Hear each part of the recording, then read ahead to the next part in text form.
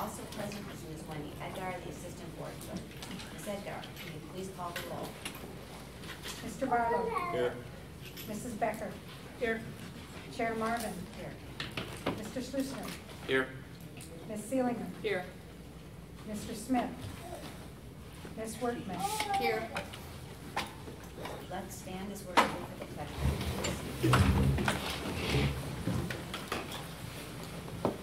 I pledge allegiance to the flag of the United States of America and to the republic for which it stands, one nation, under God, indivisible, with liberty and justice for all.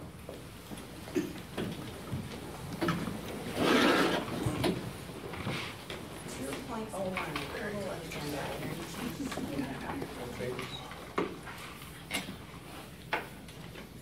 Move approval. Second. It's been moved and seconded to approve the agenda. Any discussion?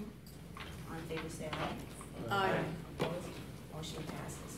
5.01, discipline data. This is an information item. And a couple of housekeeping items I'd like to address before we start. I would love for this conversation to be as open and authentic as possible, with a lot of conversation among those gathered here, so that we can get the information we need, ask questions. I also don't want it to be dominated by a couple of voices, including my own. Are we more comfortable with raising hands and getting called on, or can we just kind of let things flow and just have a discussion, reminding ourselves that we need to hear all voices? Does that work? Yes, ma'am. I think perhaps with so many of us at the table, the hand raising might be a little bit easier, because if 2 or 3 people start to talk at once, I mean, I don't know, maybe it would work fine. I'm in teacher mode right now, sorry. Does hand raising work then? Any objections? We'll go with that. Could I also remind us that, especially now, our school district, after getting substantial input from the community, have created and approved the foundation for a strategic plan. And the basis for that, 3 universal goals: access and equity, student achievement, and accountability. And one of the core beliefs is that we must understand the academic, cultural, and social needs of each student. The discipline data that the board is presented twice a year is a piece of a much bigger and ongoing conversation that we have as a district, in which we are absolutely committed that all students have to be given equitable chances to succeed. This isn't just a twice-a-year presentation. We are committed to that. We are also keenly aware of the fact that there are significant demographic disparities that exist in this district, and we are committed in spirit and in writing to addressing those. This discussion, I think, could easily take up a week. We have so many different issues, we have so many different programs in the district, and so many people working towards the same end, that it deserves probably a week of discussion. And I know for a fact that this happens on the community level, at the district level, at the school level. But at the end of this evening, what I'm hoping is that we will leave not only more educated about what this district is doing, but also that we can arrive at a consensus in terms of what kind of data is going to be most useful to the board as the board makes its decisions regarding equity. The board, our venue, our wheelhouse is policy and budget. But what does the board need to know, and in what format should that data be presented so that we can make the most informed decisions? And it's going to be useful, I think, for the board, for those of you in the buildings, to let us know if there are data that you need that you're not getting, or that you're particularly interested that the board has. So as you talk about the program that you're most closely involved in, if you could sort of ensure that that's where we end up, we all understand that kids aren't data, and that there are plenty of discussions that are going on beyond this. But going forward, we know that we need some sort of an easy to understand format and an agreed upon data set so that we can make the decisions we need to make. Thank you. Mr. Munoz. Yes, the plan we have tonight is we have different speakers lined up to remind the board all the work that the district has been doing. We decided after each section would be a good time to ask questions about that section instead of trying to go through all of it and then try to remember all your questions. So we will take a break after each section for board members to ask questions, and then as Director Marvin said, after that, the board's responsibility is to make a decision on what you need for, as a governing board, to be a governing board, what kind of data do you need? So we're not going to let you leave tonight until you make that decision. You can't vote on anything, but we'll have a consensus tonight that this is, are you happy with the data that you received the last time?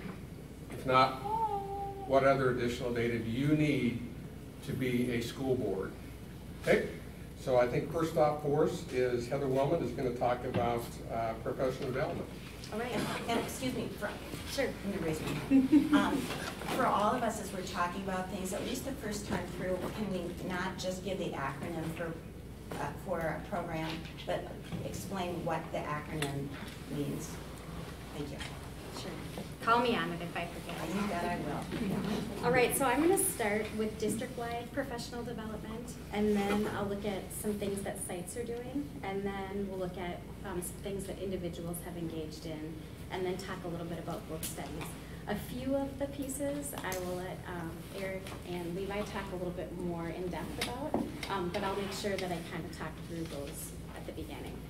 So we're just gearing up for back to school week next week. We'll have Dr. Holly here next Friday and Dr. Troyer. We're looking at foundations of culturally and linguistically responsive teaching, and our focus is academic vocabulary. So all teachers K through 12 will be part of that conversation.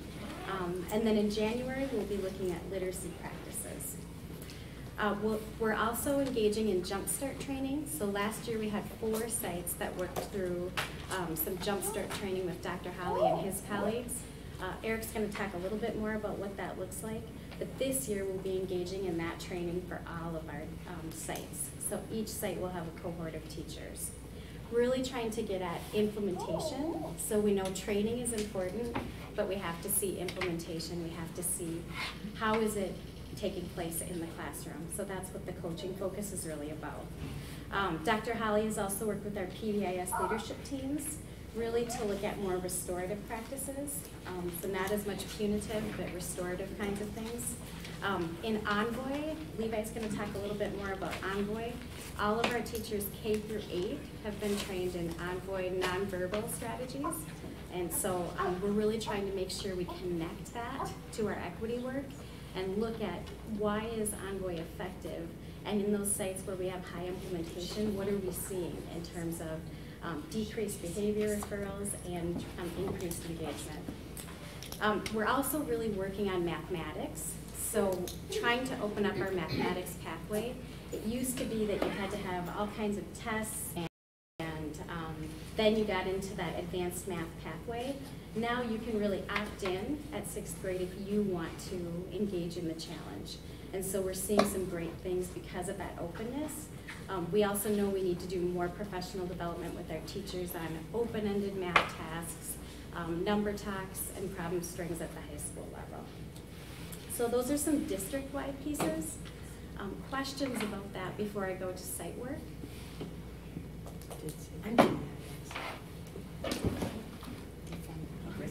Oh, I'll call it. sorry. I'm just wondering, is someone going to explain very, very briefly what culturally and linguistically appropriate language is? Sure. So, I mean, just kind of snapshot of what. yeah, I'll give you a little snapshot, and you guys jump in if you want to add. Really, it's taking the needs of your students, what you know about them, and planning really intentionally with those students and their backgrounds in mind. So instead of having a set lesson plan that you're going to do no matter who you have in front of you, and first hour looks the same as third hour, looks the same as seventh hour, you're really looking at who are those students in front of you and making intentional decisions about what kinds of activities would work. So if I know that Amy's social and she needs to process, then I'm going to make sure that there are activities where she can talk with a partner and then talk in a group to process. If I know that Janie is a thinker and she needs to be able to write, then I'm going to make sure that I have some opportunities for students to do that. And then beyond that, knowing what are our students bringing with us in terms of their background knowledge and how does that impact their lesson plan. Do you want to add? Okay. And I'll add a little bit about the Envoy. I think we've informed the board in the past, but it's nonverbal classroom management strategies. The concept behind Envoy is a lot of little behaviors. If you use nonverbals to correct it, that keeps it from turning into a bigger incident than where the student would have to be removed from the classroom and go to the office. So it's really giving teachers strategies on how to address little behaviors nonverbally so the student can get refocused and remain in the classroom for learning. Yes, sir. And I'm curious, and perhaps as other individuals may speak to a lower level of discussion, will any of this relate to educational outcomes, or are you simply focus on discipline reduction strategies? No, absolutely. I'll start with mathematics. We know that if students have access to that accelerated math pathway, we're going to see higher outcomes, higher achievement levels. So we know that engagement is a piece of it, but we want those higher achievement levels. That's where we're really aiming. That's our focus. Do the students need to opt in at the beginning of the year, or can they be part of the way through the year and say, you know, this level's just too easy for me, I want to move up? Yeah, that's what we want, is that to be, right now, it's very open. So if we see 3 weeks in that they need to move to a more challenging setting, we make that change. Before it used to be that you had to wait, and then there were barriers in the way, and a lot of times kids didn't know that they were able to opt in. And so then sometimes we were playing catch up because then when they found out they were good at math, it was too late. And now we really are trying to be nimble and flexible, and if we see that, then we're able to provide that opportunity. And then I think in addition to that, you can't just put the students in the accelerated classes without having appropriate scaffolds and supports. So really thinking about what kind of academic seminar kinds of pieces, and how do we train teachers to make sure that there are tasks that everybody can engage in and be successful with. So I'll talk a little bit about site work. So some of the big initiatives that we've worked on, we have trauma-informed community schools. So we have 3 sites that are community schools. You've heard probably a lot about that, but really making sure that our students' needs are being met on all levels. We have turnaround arts happening at Riverside. So thinking about how do we nourish the soul, not just the cognitive part, but how do we make sure that kids are getting those opportunities with music and art. The REA has sponsored an equity series, and so we've had a series of speakers that have worked on equity topics, and teachers have been able to engage in a combination of learning. So they join the cohort, but then continue to learn together. PBIS, go ahead. REA is our teachers union. Thank you. Thank you. And then a couple of conferences, so teachers that are interested and mental health practitioners that are interested in learning more and going deeper. We have the Midwest Trauma Informed Schools Conference that will be happening, and then Wings to Fly Conference as well. So we're sort of leading the charge in some of those areas with making sure that we have networking opportunities for teachers to be able to come together and learn more. Could you tell us what the Wings to Fly conference is? Yeah, so it's mental health focused. And so mental health practitioners, anyone who really works with student mental health can engage in that conference. They're using a lot of different methods of learning, so they have ed camps, they have discussions. Anybody else want to add to Wings to Fly? And maybe this is covered later this evening, but this all sounds like good stuff for the teachers.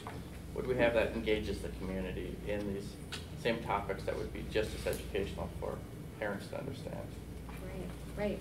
So my focus mostly has been with what our staff is engaging in, but I think there's definitely opportunity. Many of our sites are doing book studies, reading together, and I think that would be a great opportunity to do some kinds of things where we could have community and staff working on those I know last topics year, together. River said there's a couple of engagements that involve the community. So again, hopefully it's somewhere tonight in one of the agenda items, it's community engagement as well. I do know at Sunset Terrace, we hosted a Envoy Parent Night, so parents could come and learn what training our staff are getting, but also learning strategies they can use at home with their children. I know that's one specifically that did connected to the professional Was it development. pretty well attended? What's that? Yes, it was. Yes. I was there. And then this next Friday, when we have Dr. Trayer in, he's also doing an evening session for parents in the community to hear about the training that he's doing with our staff earlier that day. And Heather, did you mention that Dr. Troyer is an expert from northern Minnesota on indigenous Yes. peoples? Yep, so he's from Bemidji State, and he'll talk a lot about the academic opportunity gap, and he does a lot of speaking about just how you can get to know your students and how you can bring that into the classroom. Many people are excited to see him because some of our teachers have seen him at the Hormel Institute. He's been there the last 2 or 3 years, and so they came back and said, we definitely have to have him. So, then we do have a staffing change as well to kind of support our equity work. We have an equity implementation associate that's a new person who will help deepen that connection with Dr. Holly's work and really help teachers implement it in the classroom. So that's another piece. If I may quickly. Yeah, sure. So that all might know, then the district has then come up with a definition for equity or a policy regarding equity. More in the form of Part a of the question. strategic plan, we have a definition. The policy committee has to work on creating an equity policy, but we do. That was approved a couple meetings ago. Part of the 3 goals that we approved, that we did have a definition for equity in there as well. And if I could just add to that, the student school board,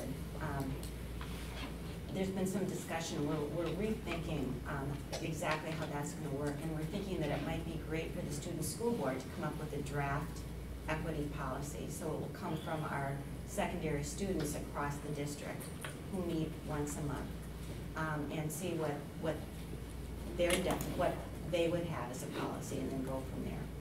We really want to listen more to our students and to engage them more directly in the work that we're doing, and get their feedback about their schools, what's working, what's not working, what their experience is in terms of, especially in terms of equity issues. Great. And then we've done lots of kinds of learning around just individual needs, individual stories. So something we do with our new teachers is there's a TED Talk called The Danger of a Single Story. And so we really talk about what happens when you only have one story about a person in your mind and how that can be limiting. So we have conversations about that. We've had Sam Simmons come and talk about historical trauma. We have a session called Not Your Mascot, and now there's a new session called Decolonizing Your Classroom. So really thinking about what are some of those stereotypes that can be portrayed and continued on if we're not careful. And then Melissa Brandt does a session on poverty in the classroom, really helping our teachers to think about what are some of those things that you may not be thinking about in the classroom. One of the things people really talk about is as they come in, usually there's people that come in a minute or two late, and she's very careful to welcome them, to make sure that they feel safe and secure. And then she talks to them about how do you welcome your students when they come in a minute or two late, and what message might that send. And then we've really worked hard on the ACEs with Michael Benjamin from Prairie Care. And then Brian Bothen talks a lot about why do we have all these groups here and what a benefit that is to having that diversity here in Rochester. So those are some individual kinds of offerings that teachers can opt into to continue their own learning. And Heather, could you just briefly explain what Melissa Brandt's position is with the district, and then what ACE is? Sure. So Melissa is our in-transition specialist. So she helps with students that are homeless or in transition. So they have housing that isn't stable. And so she'll help us to make sure that they have what they need, and then also just help sites to be able to meet the needs of those students. And then the ACEs study is a study that really talks about what are some of the effects that you have as a child, and then you look at what are some of those things that may be impacting you now. Amy can maybe speak more to that. But it's really about the trauma that may have happened in childhood, or now we even know it's perhaps a generation or two before, that would be affecting brain genetics and other things, and then it potentially comes out in academic or behavioral ways. So adverse childhood experiences. Yes. Trauma. You're welcome. all right. So I think that's a bit of a summary on professional development. There's more, I think, that even than that, but that kind of summarizes the district initiatives, some site initiatives, and then some individual kinds of learning that we're supporting for teachers. Ms. Seelinger. Heather, can you talk about the staff that goes through these trainings? Does this include paraprofessionals, or is this just licensed staff? Yeah, so on the 24th, next Friday, it will be all licensed staff. On the Tuesday, we have a variety of sessions, and that is our certified staff. But we do have a variety of offerings for both certified staff and then our paraprofessionals and others that work with our students. And one thing that we're really working hard on is making sure that we do provide quality training for our paraprofessionals. Whenever we do, they are so grateful to have the training, and it makes such a difference in their understanding. So we really have tried to be intentional about making sure we have those opportunities for those groups as well. They're actually coming, or they're invited to be there on Friday the 24th. And I don't know if Levi, you're going to talk about it or not, but we do have some of our staff that we consider to be experts in Envoy, and they have been training paraprofessionals, not giving them the full training that the teacher's gone through, but a condensed version so they can also use those strategies when they're working with students. So. Real quickly, and I don't want to get into a big discussion about this now, but I would be interested in knowing, with all these different programs that we are implementing or have implemented, is how will they be evaluated for their effectiveness? I understand that the first year you have a program, you really can't say it's working or it's not working, but will there be specific outcomes or things we can point to as data pieces to say, this is, Envoy is working? Because at some point we do have to set the budget. So I think this, for me as a board member anyway, this would be helpful information. But like I said, we don't need to get into a discussion about it right now. Well, I'll touch on it briefly, and I think I've said this to the board before. We're not Mayo Clinic.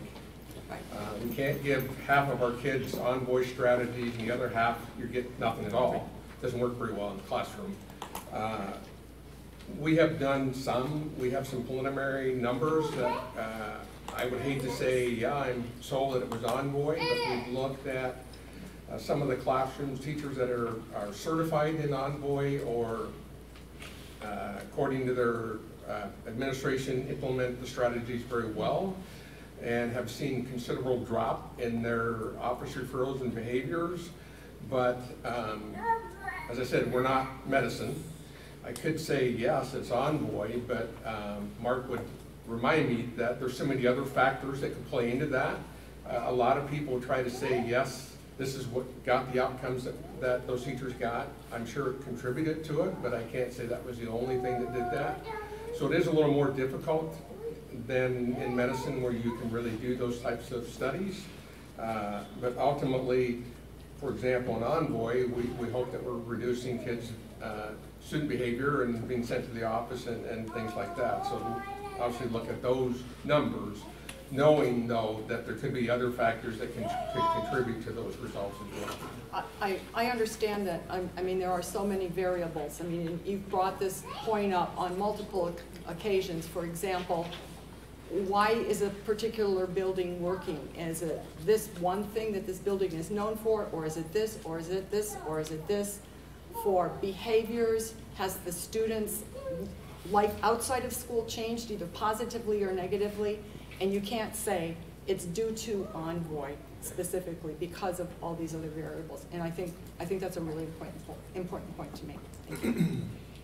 It's a really good question, and it's one, hopefully when we talk or hear some of the building principals too, they can let us know what they look at within their buildings, because, you know, as you said, the same teachers who are getting Envoy have also been getting a lot of in-service about culturally responsive teaching and how to think differently about the kids who come in. They've been learning about historical trauma. So that rather than looking at kids who come in and say this is a bad kid, you know, the question is, what is this child bringing with him or her into the classroom, and what can we do better for this kid based on what the background might be? So it's complex. Ms. Becker. So kind of to piggyback on Julie's, and also to help us decide at the end of the day what sort of data we need, because ultimately, like you said, we're policing the budget. So I think Julie's question is very appropriate as to, I mean, because I'm sure that, you know, each one of the strategies isn't without some sort of cost. So my question is, what sort of software? And I know we have some that classroom teachers can put in different pieces of information about each individual student. So is that something that we can really use the software to be putting in, maybe it's the teacher at the beginning of the year has all these sort of extra trainings, and I mean, to really kind of help flesh out, is it really Envoy? Is it really some of the other training? Is it really that the student's family life really has turned around, either positive or negative? So what are all the different things that we can put into the software to try to find maybe some patterns, and then help the board decide to make the financial commitment, because we do have actually some data behind it that shows that, yeah, it is due to this, or it, whatever. So that would be my to the principals and teachers in your buildings, look at whatever pieces of software you can in the databases that they're all putting information into, and try to figure out how can we extract the data and make meaningful conclusions from it. Well, we do have Viewpoint. If you remember, a few years ago, we purchased that. But what that allows us to do is all of the data that we have on kids, discipline, academic, attendance, and all, and we can generate reports. Say, for example, I want to look at 5th grade boys that, I don't know, a bunch of categories, and you can run a report, but I don't think there's ever exists any kind of software where you can say, run a report that's going to tell me specifically if it's just Envoy gets certain kind of results. I'm not aware of any. Probably the thing that's closest that we looked at a year or so ago had to do, we talked to some individuals from IBM, and they were using Watson to basically what Viewpoint does, but analyzing it even more and saying, based on this child's needs, here's best practice. That I don't think there's anything that exists where you can pull out a specific program or something that you're using and saying that just that, getting the results. But like I said, we do have Viewpoint that does allow us to generate district-specific reports and building-specific reports based on the data that's in our Skyward system. Isn't there, doesn't John, isn't he using, John Carlson using some, oh gosh, what's the name of it? To help with financial forecasting. But they also have a module, I believe, that is about individual students. I know we have Guide K-12, which we use this spring. It's part of the forecasting. It's part of that. It's part of that group. I mean, one thing we track is we have PD Express, Professional Development Express, where you can see what classes teachers have taken. And one thing we've started to look at is our class tool data, our teacher evaluation data, which tells us how deeply are we implementing the instructional practices that we know get results. And so that's been helpful to be able to see, okay, here's our district average, and here's our site average, and do we need to do more with, for instance, regard for student perspective, which would be student voice and student choice. But I don't think we've cross-referenced, so these teachers have gone to this. What does that look like? And all I'm saying is, you know, because again, what us board members are supposed to be thinking about, again, is what sort of data do we want? And I'm trying to think about, well, what kind of data does, you know, I mean, the district produces thousands and thousands of pieces of data. And how can we actually use it? How can we use it to really help our students? And that's all I'm saying. And as a board member, if you want me to make a decision, well, I'm gonna, like you said, we need some sort of something behind it. So let's use what we have. Let's see, you know, maybe we do need to ask IBM again to say, okay, please, you know, this is the stuff we have. Can you, I mean, people write programs all the time. People write programs that interface with databases all the time. And what can we do? Maybe it's not a whole new thing. It takes some of the stuff we have, but we add a few more columns, and it's potentially really helpful for our students. So. That's called the Viewpoint? That's what we own. The data Yes. warehouse. That's called the Viewpoint? Yes. Okay. And we received some recommendations from our community focus team, and they included some studies that have been done on interventions. And one of the studies said that none of the interventions that they've used met the evidence-based standard. That you can't, they said that they were research-based, but the evidence-based standard is very difficult when you're dealing with children with so many variables.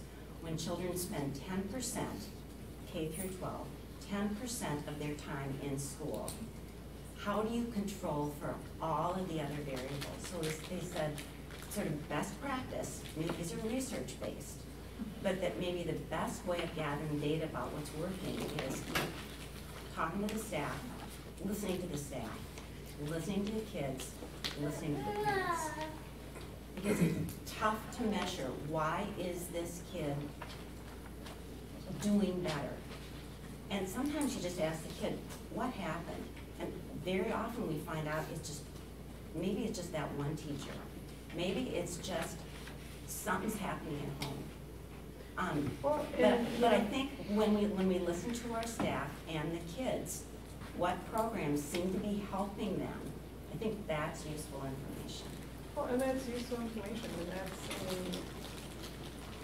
I mean, but does it need to be a computer-driven anything? I mean, that can be the staff survey or whatever.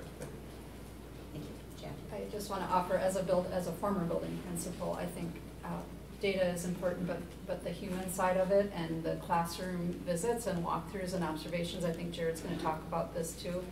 You know, implementation science, when you're trying to improve whatever it is you've identified needs to be improved in your building, requires that you study it, that you do staff development and then study and watch and look for fidelity. So whether it's saying we're going to use better questioning strategies in math, specific questioning strategies, or we're going to train our whole staff on Envoy, that needs to be followed up with classroom visits, observations, feedback to staff. And as a building, then you look for, are these things happening?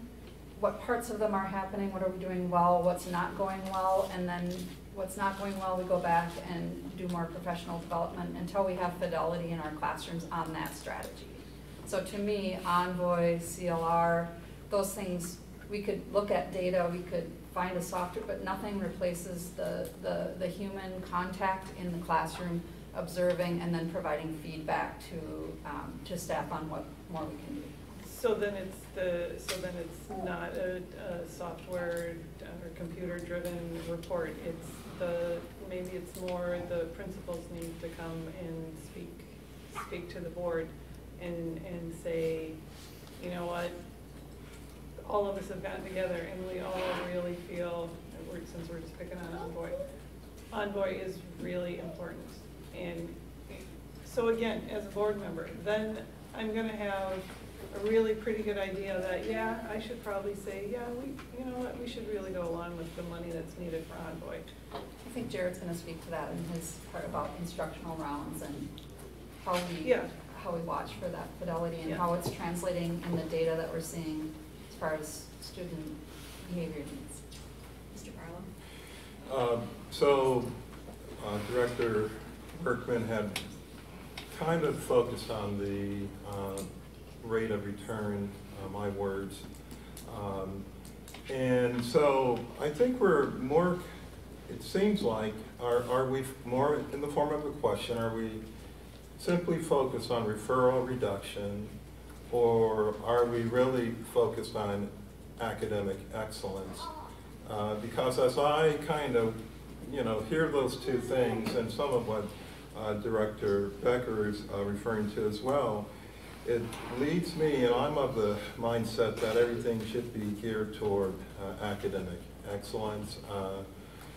If it's not a program, Envoy by any other name, PBIS, it doesn't matter what it's called. If we're saying that's not the thing that is, numbers are being reduced and classroom behaviors are being changed, but say when the test scores or other metrics are released, can we see something of a return on the reduction on referrals and liaison contacts and things like that? So I'm anxious to hear whoever will provide that information. I'm waiting to hear you speak about how that relates to academic excellence. So a quick search on Viewpoint is it does look like the software that we need from a district point of view. The question becomes, is just because we have it, does somebody truly know how to utilize it? And we can talk about that some other time. But when you look around the room with the concerns, it does look like something we could very much use. And it is what we generate some district reports that we push out to the buildings, but then they also use it more specifically for their specific use. And we brought in several different principals. They would talk about differently how they use it, but there are standard district reports that we on their building that we make available to them, and then they know how to use the system to generate any kind of report that they would like. So at this time, I think we'll have Levi, the principal at Fredell Middle School, talk a little more about Envoy and how it's used in his building. Thank you for letting me share. We talked a lot about Envoy, and it's another one of those wonderful acronyms. It stands for Environmental Nonverbal Organizational Yardsticks. And it has a number of factors as you get into it even further. And the first one's environmental. Even how you set up the classroom, and where the main learning zone is, whether it's the smart board or the technology, in relationship to the door, and the effect it has on students, where if someone walks by the hallway, if your teaching point is too close to the door, the attention is drawn away. And why I bring that up is because the goal around it is to remove verbal clutter around behavior engaging words, talking about behavior, so you can get to that curricular aspect and focus more time on the curricular things. That's one of the overarching themes of Envoy. Now, Heather shared that our K-8 staff, starting last year, and again, their plan is for any new staff this year, to receive the 7 GEMS training. And that's kind of the 7 core tenets or principles, kind of the quick dive into the Envoy strategies. There are more gems than just those 7. There's additional key gems, and it keeps going deeper and deeper the more staff want to dive in. Once the K-8 staff in a building get to that tipping point of critical mass that the majority have the same language around it is a key. They can all start speaking the same language of how it impacts students and how we can use those skills to change dynamics in a classroom. It was brought up before about paraprofessionals. There was a specific push when we were doing our early release dates for PD a couple years ago, especially at the elementary schools, where schools were paired up to work with paraprofessionals as well to make sure they understood the tenets, basic principles of Envoy, because if there's more than one adult in a classroom, the adults are expected to sync up and be on the same page around some of the nonverbal gestures and mannerisms that need to happen. So they have gotten some very basic training from our people who've taken Envoy before, or some of our coaches that have been trained in the buildings. Another push over the last about 18 months has been to train green chair coaches. They call it a green chair coach because when they started doing it, all the chairs were green. That's really the bottom line. But that name is caught on, and the green chair coaches are basically people who have shown interest, passion, and dedication to really make this and bring this further. Through that intensive green chair coaching week, you can then work with other staff in the building to coach them around the 7 gems and the gems beyond, and they give you strategies. Now, what they talk about in this week is, as you dive into Envoy, it's really not just about the nonverbals, it's about the relationship. When the coaching relationship, it's between the coach and the teacher. And they show you how, as you coach them, it's coaching the teacher about the relationship with the class or individual. And it's getting all the students into that group dynamic and looking at the advanced dynamics of groups and how they act and react to different subtleties. Part of that is why it's so imperative for the paraprofessionals to be synced as well. So through those relationships, you build skills, and often the coaches that have worked with a teacher, more often they can go for certification. Certification is a process where the team we've kind of contracted with is Nancy Burns' team, can come down and certify teachers. We have a number of teachers almost in every elementary or K-8 building in our district that have some certified teachers in the building, and that means that the 7 gems are kind of at a habit level. They can do it almost all the time, fairly routinely. And what Envoy Michael Grinder, who created the program, says, that's when you're really ripe to go deeper and really explore some of those advanced dynamics.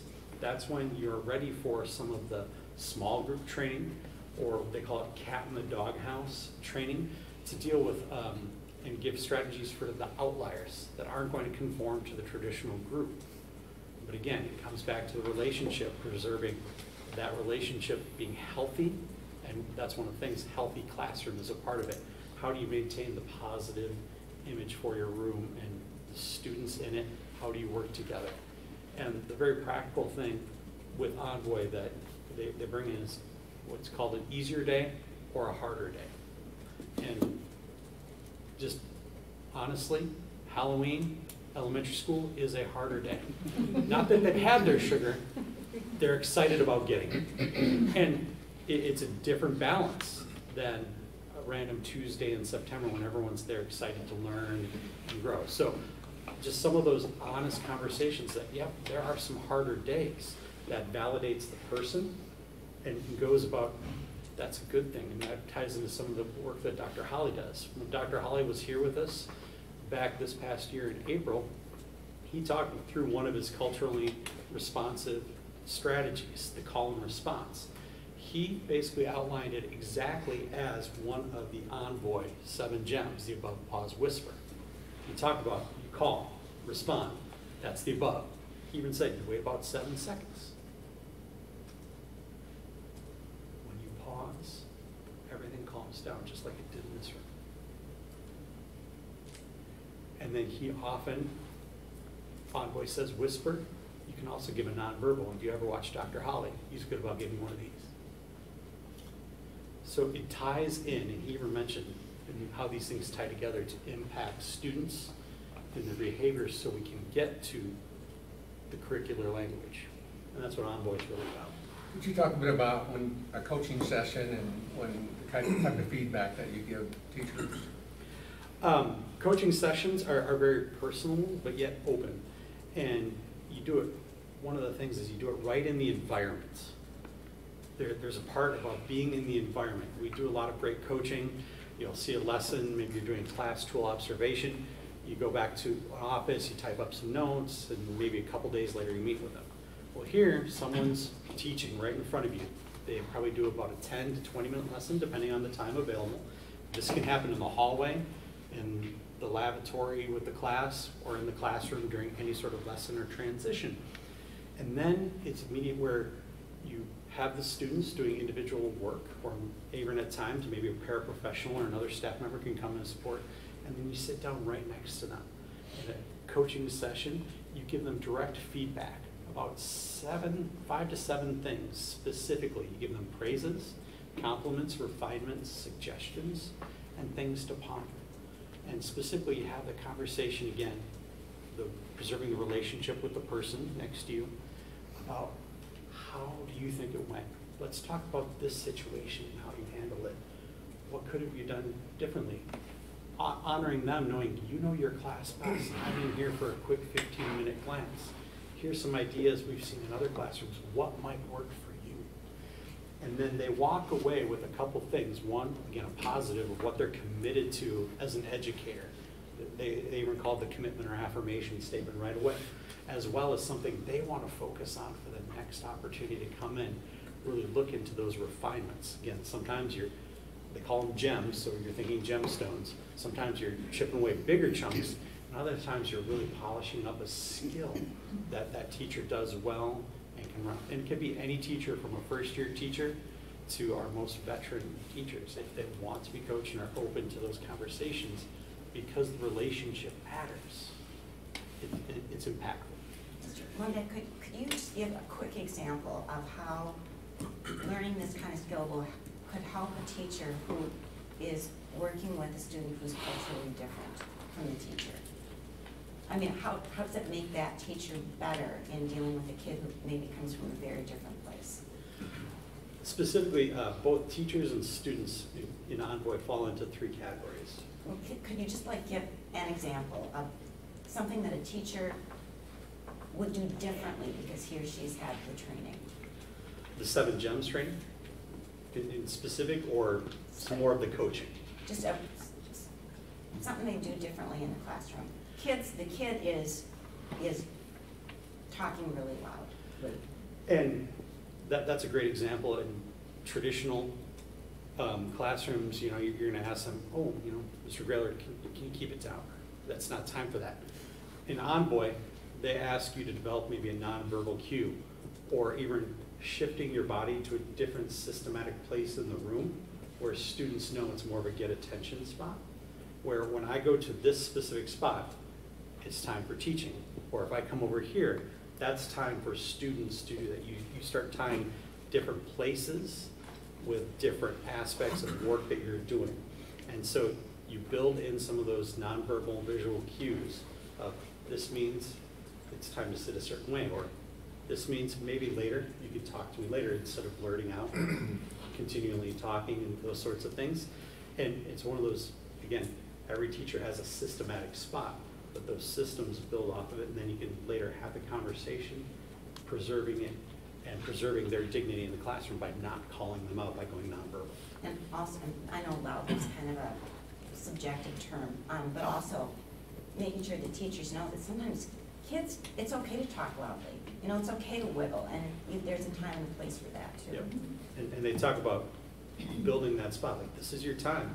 You're working, you're doing what you need to do. It's not like they're all just silent, pounding away on things. There's times for them to be creative, be passionate, and learn. Yeah, I've had the opportunity to actually sit through a couple of Levi's coaching sessions when he was at Riverside, and then Jared invited me at Bishop.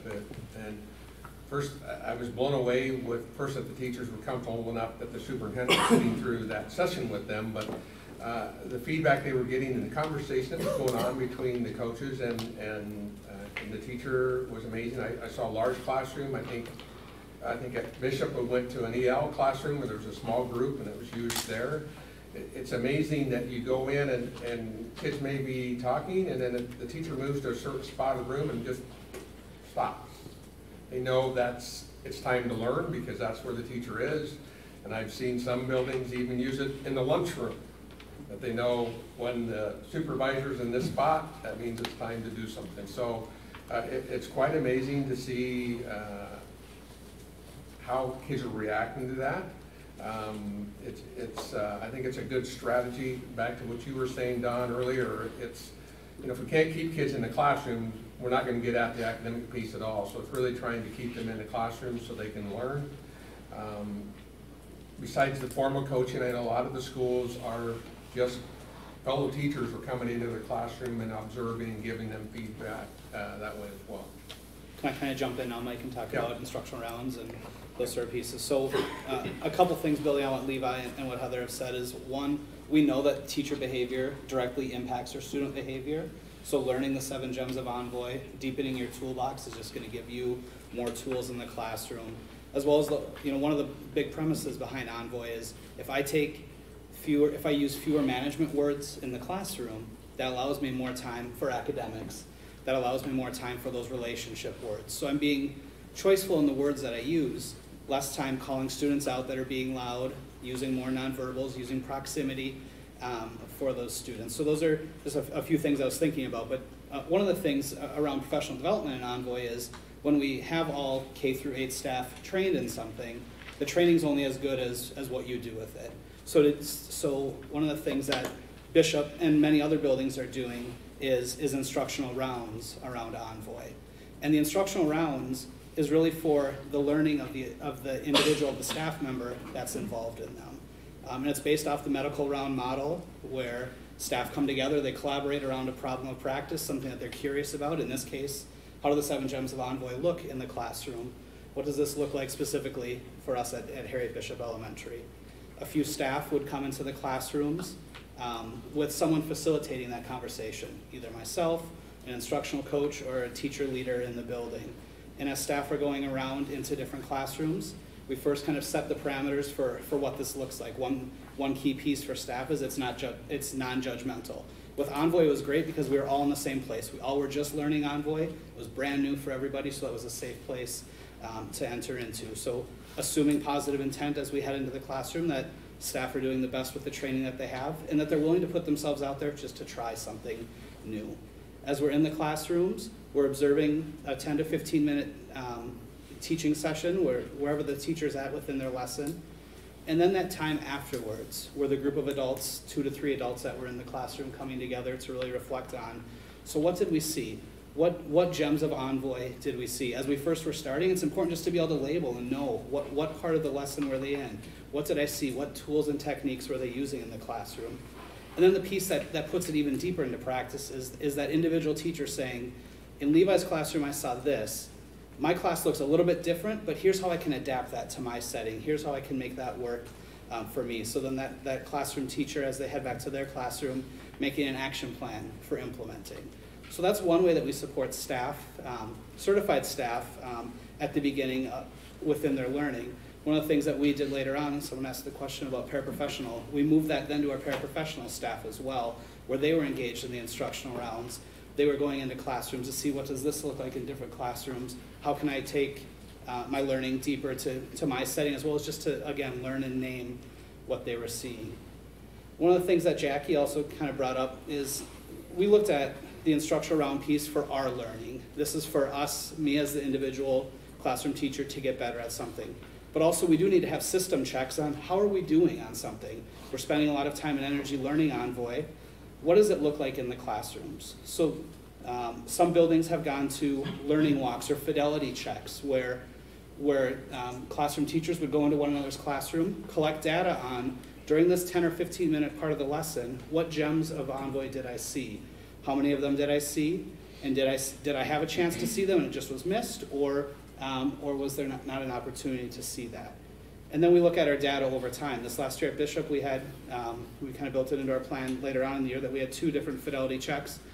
Then we could look at, after the first one, where do we need to grow ourselves? That really drove some of our professional development that we did, as well as later on in the year, celebrate where we showed growth from where we were at the beginning of the year. So again, with all the professional development, it's not just sitting and learning something, but then how does that move into the classroom and directly impact our practices each and every day?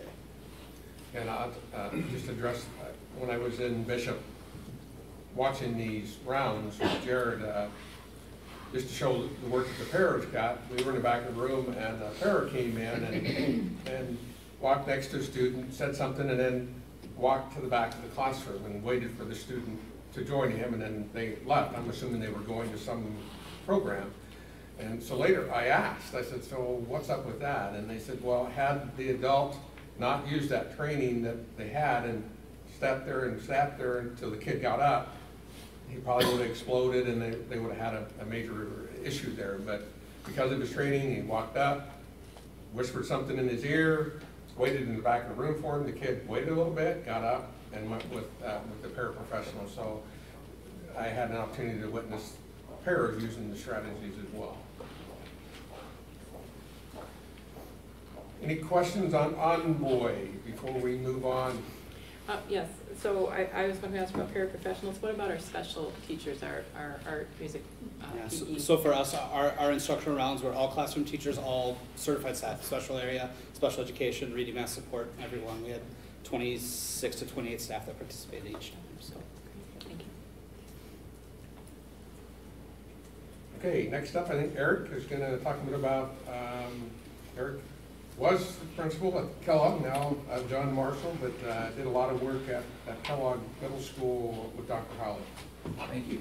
So just to frame our work with Dr. Holly a little bit, whenever I talk with teaching staff, I refer back to this idea from the work of Dr. Michael Schmoker, who talked a lot about the concept of a warm demander.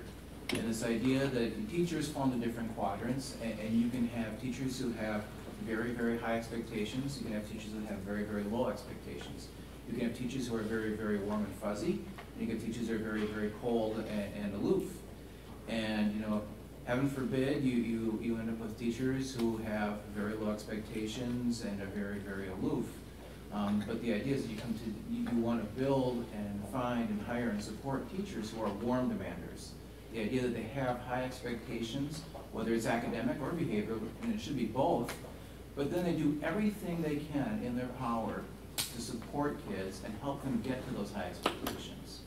And that, to me, is absolutely paramount, that our teachers have high expectations, both behavioral and academic, and then do everything in their power to help them get there. And they can't do that if they don't have good relationships with kids.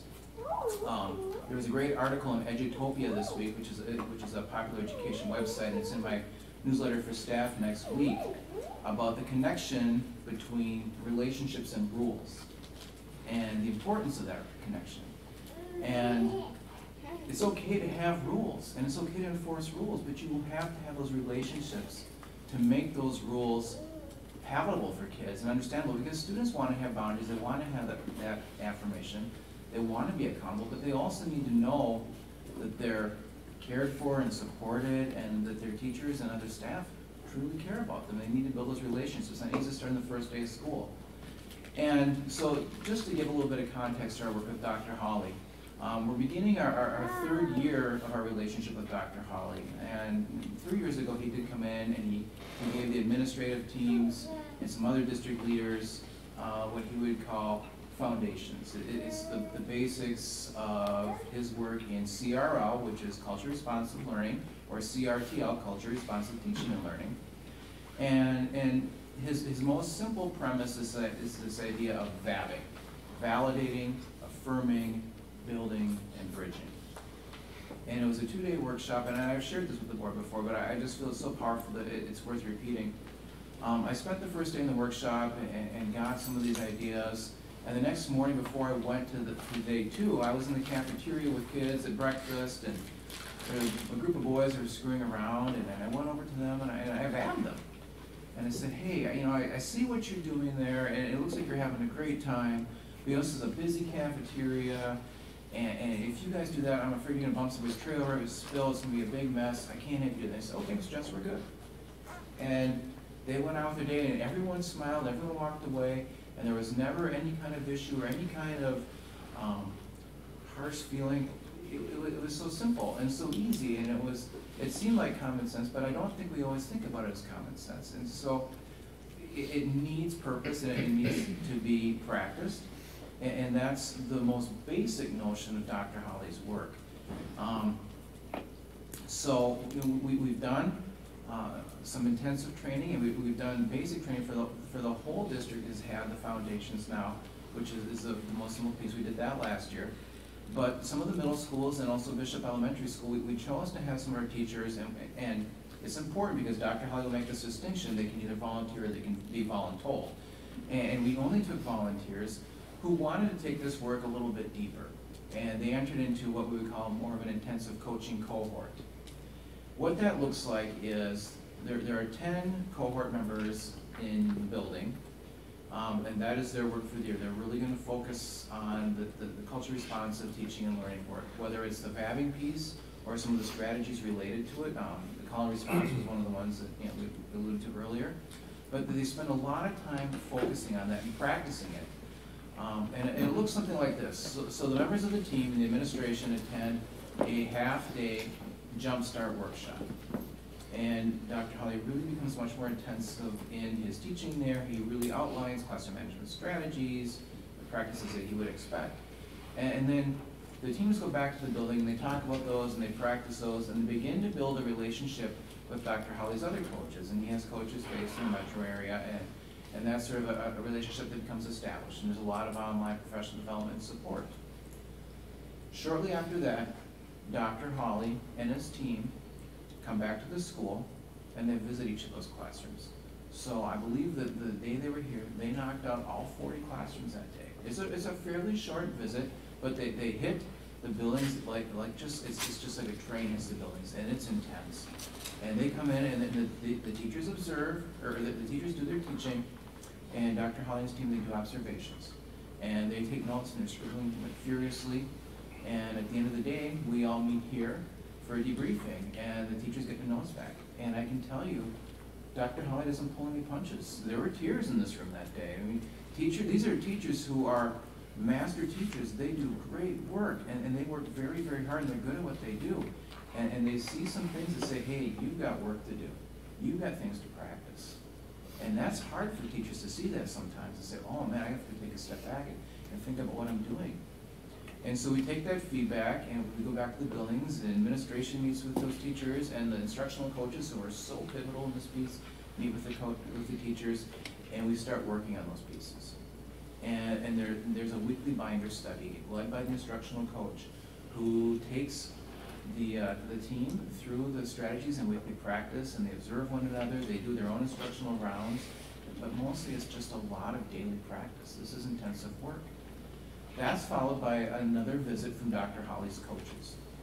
The coaches now do, it's more like what we would do with the Action 100 reading model, where a coach comes in, does 30 minutes of classroom observation, then we pull the teacher out of the room for 20 minutes with a sub-covering, and that coach gives one-on-one direct feedback.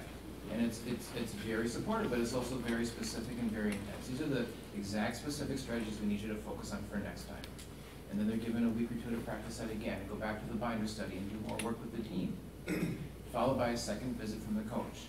And again, okay, here's what you've worked on and what you've grown on since the last visit, here's some more things to work on next time. And it's very purposeful, very intentional, and the teachers do a lot of work. They will tell you, you kind of have to get over yourself, you have to check your ego at the door, because you think you're doing great things, but now you have to rethink some of your work. And there's a lot of planning with intention. He does not come in telling staff, wow, you are doing amazing.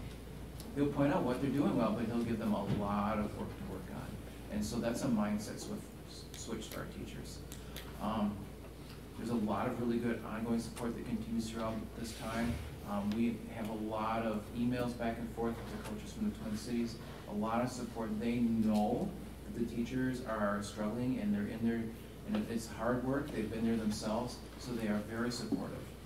But the work we see has been exceptional, and you can see that those teachers are really exceptional at building those relationships, supporting their students, and the shifts that are in their classroom are apparent. It's hard to quantify those things. It really, truly is.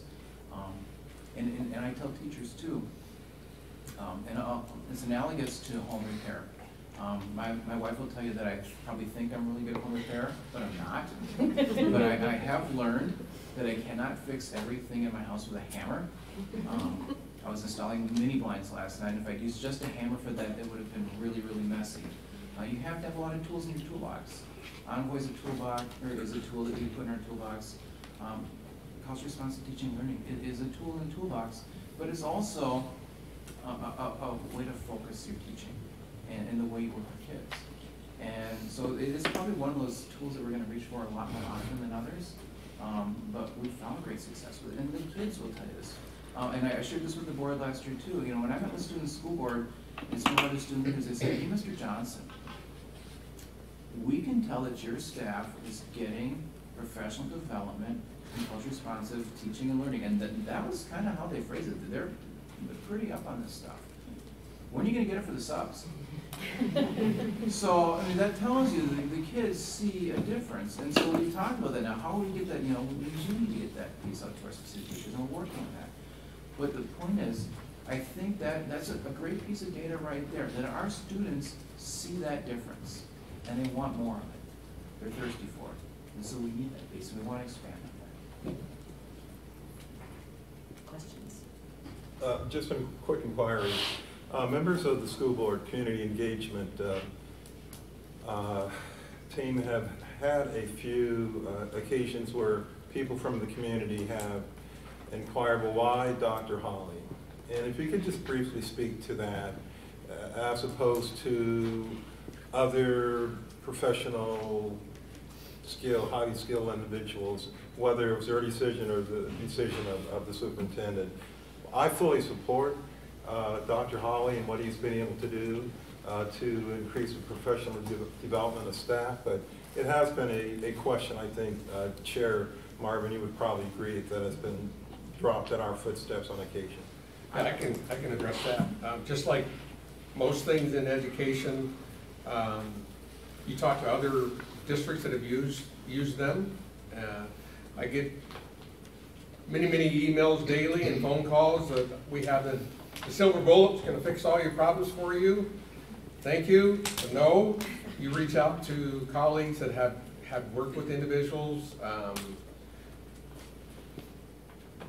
He'd worked in the Twin Cities area. That's how we first learned about him, talked to people there, and got good feedback from them.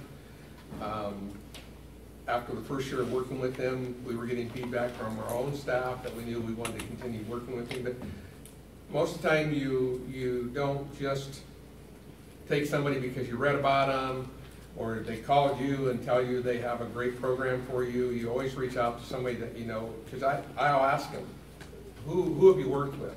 Who in Minnesota have you worked with? And then if there's nobody in Minnesota, who have you worked with? Or sometimes it's when a few years ago we brought Manny Scott for a keynote. And I had heard him at the National Superintendent's Conference, and I said, that's a message that we need to bring to Rochester. So it's either something that I personally experienced or somebody at the district level have experienced or have talked to individuals who have worked with them before, and that's usually what we use for our determining if we want to bring them in or not. if I could just add to that just a little bit. Speaking for, I am a huge proponent of Dr. Holly's work, and I really feel like it's powerful. But two reasons for that. One is that experience in the cafeteria. I thought, I've been an administrator and a teacher now for a quarter century, and I really thought I knew my stuff. And when I saw how I can flip a conversation just a little bit, and the difference in a relationship, how quickly that can take place, that was huge for me. And it's like, okay, I need to rethink how I approach my work. And Dr. Holly is good about that. The other piece, and I think this is really important, Dr. Holly speaks to what he would call the DMV effect. That our students need to be, at bare minimum, equipped to go to the Department of Motor Vehicles and get a driver's license without any issues. And what he's saying when he says that is that we still need to hold our students accountable. We have to have an acceptable, this is what's acceptable, this is what's not. It comes back to that idea of being a warm demander, of having high expectations. We want to have great relationships, but we're still going to have high expectations for our kids. And Dr. Holly insists on that, and I think that's important. That because we're approaching culture responsive teaching and learning, it doesn't mean that we're going to drop any kind of our expectations, whether academic or behavioral. It's just how we get there and how we support our kids. I will also add that it addresses the elephant in the room, disproportionality, because it addresses unconscious bias and a shift in your mindset. Because when you're able to implement the strategies and see them, work, when you have experience with success, practical examples and strategies, it affects your mindset. So I've seen that. That's what other districts have experienced over the years. So I think that contributed to why we work with ours. That's something I would add. But just, staff getting excited because they made a connection with a student that they hadn't before because they validated, affirmed, built and bridged. And so yeah, that's one thing that piece. Well, I think one of the things he even said, on the foundation training we had, he said, a child may misbehave in your classroom. The first question you ask yourself, is it a culture thing or not? If it is, you're going to address it a little bit differently, but as he was saying, we still have expectations that you have to behave this way, but you have to understand that it may be a cultural thing, and you're going to address it a little bit differently than it's just a child who's just misbehaving because they want to misbehave. So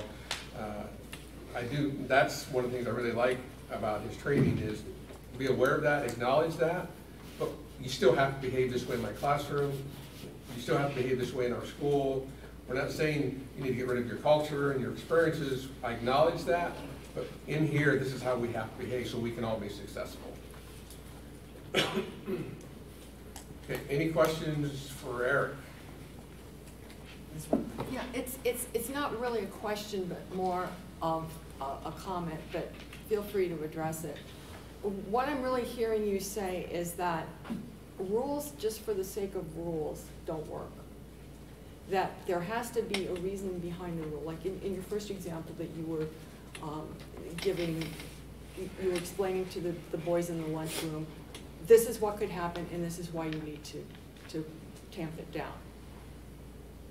Yeah, and I think part of the idea of vabbing is also the validate part is to show the students that you understand their behavior and why they're doing it, and you recognize why they think that's okay, and you have to explain, and this is why we need to do things this way. So I do think students like to know the why behind the rule. Oh yeah. I know at home my own kids, they're always asking, well, why do I have to do that? And I can't just get away with it because. It's a little deeper than that. So I think that comes back to that relationship. Anytime you can explain, why we need to do something to students, that relationship strengthens. And they understand that you're not just saying, well, that's the way it is, and you're walking away, but you care enough to say, we need to do it like this. It's for the safety of the building, and they can understand that, and they're way more likely to follow the rule. How much do, say, brand new teachers out of college need this type of training versus teachers who've been teachers for 20 years? Within the cohort that we had last year, I would say there's a mix. We had first-year teachers, and we had some of our seasoned pros. And I would say they would, both sides would tell you, everybody needs it. I don't think you can say that there's a group that would get around it. So in a certain sense, our higher ed institutions are a little short in this space in preparing new teachers for the classroom. And I think, I'm not intentionally throwing a plug for Winona State University, but I happen to be on their advisory council. They're opening up a education village. It's a new way of training staff. And one of the things that the advisory group, it's also the superintendent from Austin is also on there. That's something that we really emphasize, that's a piece that's been missing in teachers' ed programs, is the culturally responsive piece, and it's something that not just Rochester's dealing with, but districts across the country are starting to, our student populations are changing. So that's something that they are embedding in their programming. Once, I mean, the building's not done, but that's part of their training, and they understand that they have to change the way that they prepare teachers, because we don't have a lot of funding or time to do all of that. So it'd be nice if they came into the system already having that training. But I would say right now, a lot of them don't, but I think they're starting to realize that they have to change. Well, and then that's where my thoughts are, you know, again, from a budgetary point of view, you know, this is something we'll need to budget for many years, and that would be nice if teachers would come prepared to not necessarily need this training because that was part of their formal education before they got it. Right. Yeah. I would also say, though, it's a journey, and so I don't know if I'd ever say you arrive, you know, like, I had this training and now I'm good. I think we continue to learn more about how we can do better with our students. So even those that come with a little bit of that training, I think there's still continued opportunity to learn. Well, and part of both Envoy and Dr. Holly's teaching too is, as you said, is really challenging our staff to think about teaching differently. Just because you've always done it this way doesn't mean it's going to work for all kids. And there needs to be a time when kids can work together and when they can do call and response. And we, you know, as you said, we can never get good enough at teaching. And it's really, I think, stretching our teachers to think about how they're thinking and how they're teaching in new and really better ways. We can't expect kids to keep learning like, you know, they did 20 years ago. Okay, next up, we have Willie Tipton as one of our equity specialists. We have 3 equity specialists and then 1 Native American liaison. And so I've asked Willie to come and talk about some of the work that he does. They do a lot of great things. I supervised them last year, and every month they were required to submit a report on the work that they've done, the kids that they've worked with. And so Willie, if you can just kind of just share some of the things that you do. And thank you, Superintendent Munoz. Hello, everyone. It's been a long day today. What I like to do is today, middle schoolers actually came in for their schedules and taking their pictures, and I like to be at the front of the door for the whole, as long as I can, and meet each and every family, rather it be just saying hello, how you doing, can I help you guys with your locker, don't worry, you can contact me when you come to school, I'll be here for you, because it's most important to be able to reach out to these families, especially the students, and let them know that they have that support within the schools. We're going into our 3rd year at this position. The first year was a learning curve.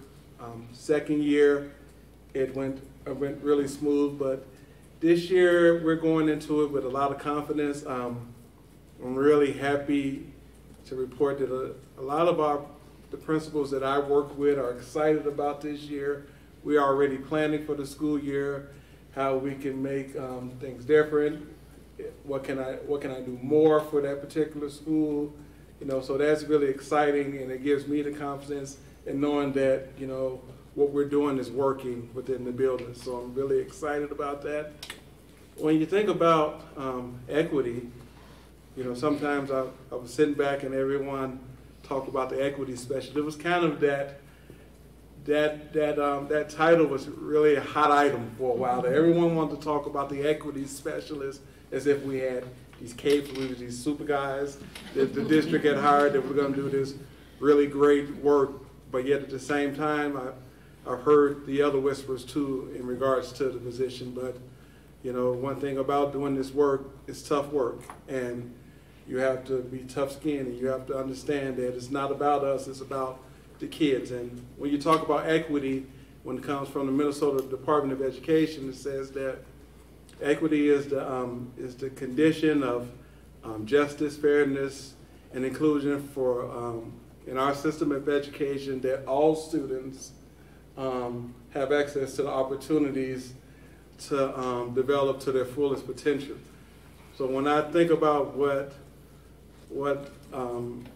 the Department of Education of Minnesota is talking about and what we're trying to do as equity specialists and as a district, I think they're kind of spot on. If you really listen to the definition when it says all students to help them develop, that means that you have to treat them as individuals, it's not as within a group. And that's what we try to do. And I'll just tell you kind of some of the things that we do on a regular basis.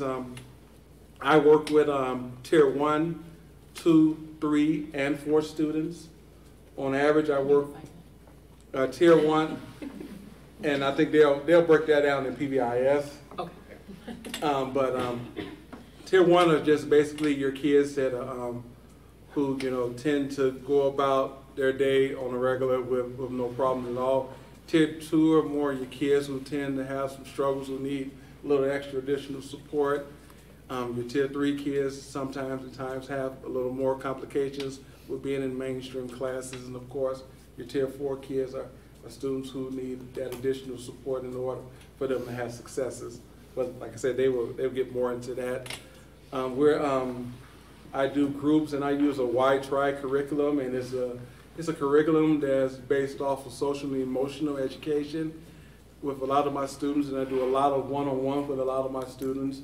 And the reason I talk so much about social and emotional education is I was listening to you guys earlier talking about kids and a lot of the situations they may find themselves being into and things of that nature. But overall, most of our kids, they just want to learn. But if you socially, meaning it can be from your economic status to things that's going on in your community, whatever it may be, which leads to the emotional piece, if both of those are not intact, it's really hard for students to focus in academically and have successes in the classroom.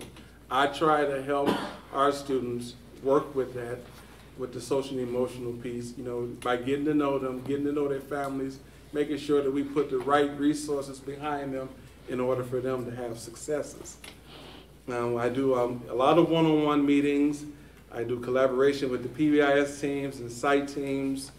I work with administration, teachers, and support staff in each one of my sites.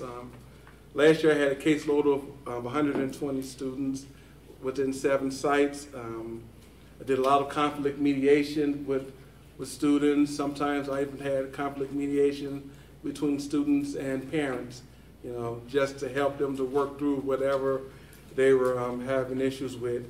Truancy, we've worked hard with that.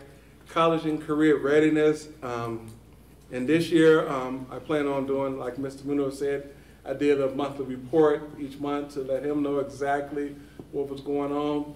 But this year, we're gonna be doing Google Docs with all of the administration and all of the buildings.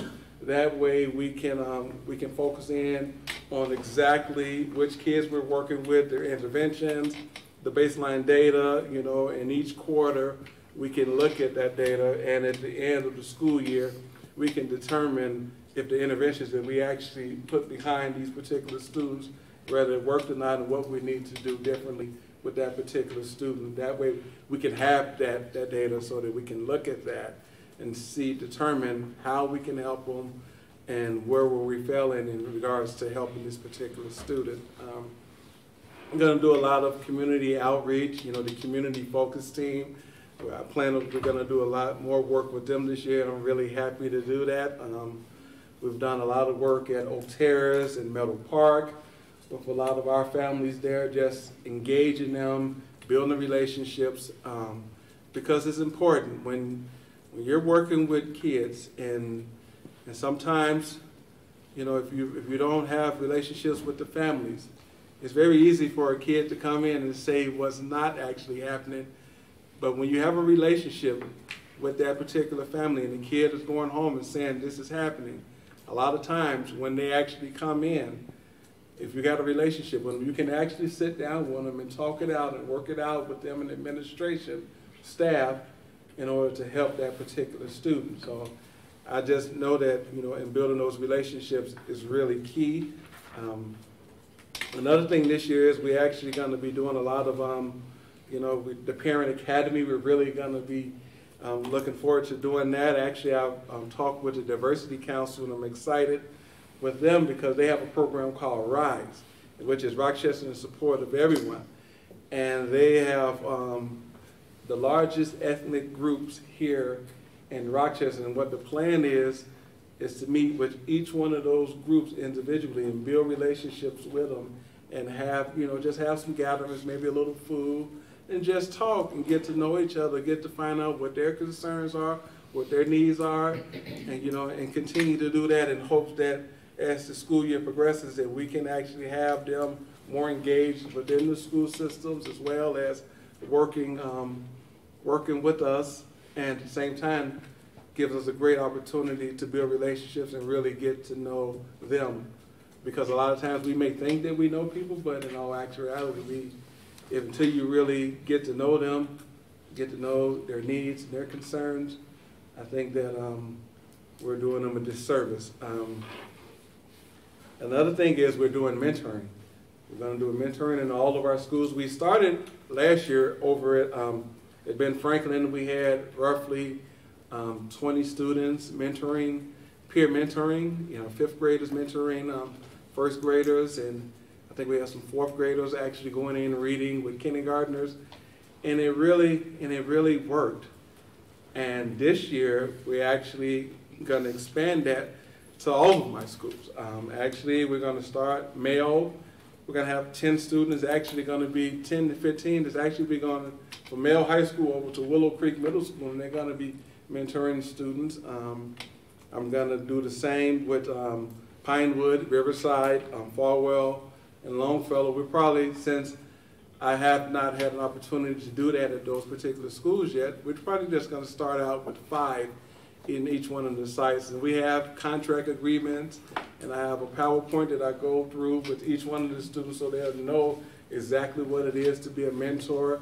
But at the same time, I'll be monitoring them, and I'll be meeting with them once a week just to see how things are going with them and their mentee, as well as talking with the mentees and seeing how they feel about working with the mentor.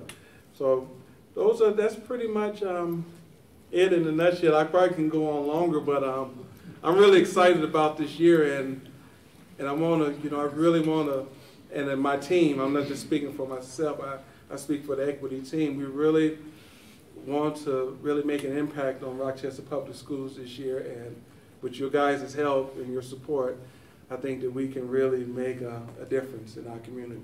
Thank you for having me.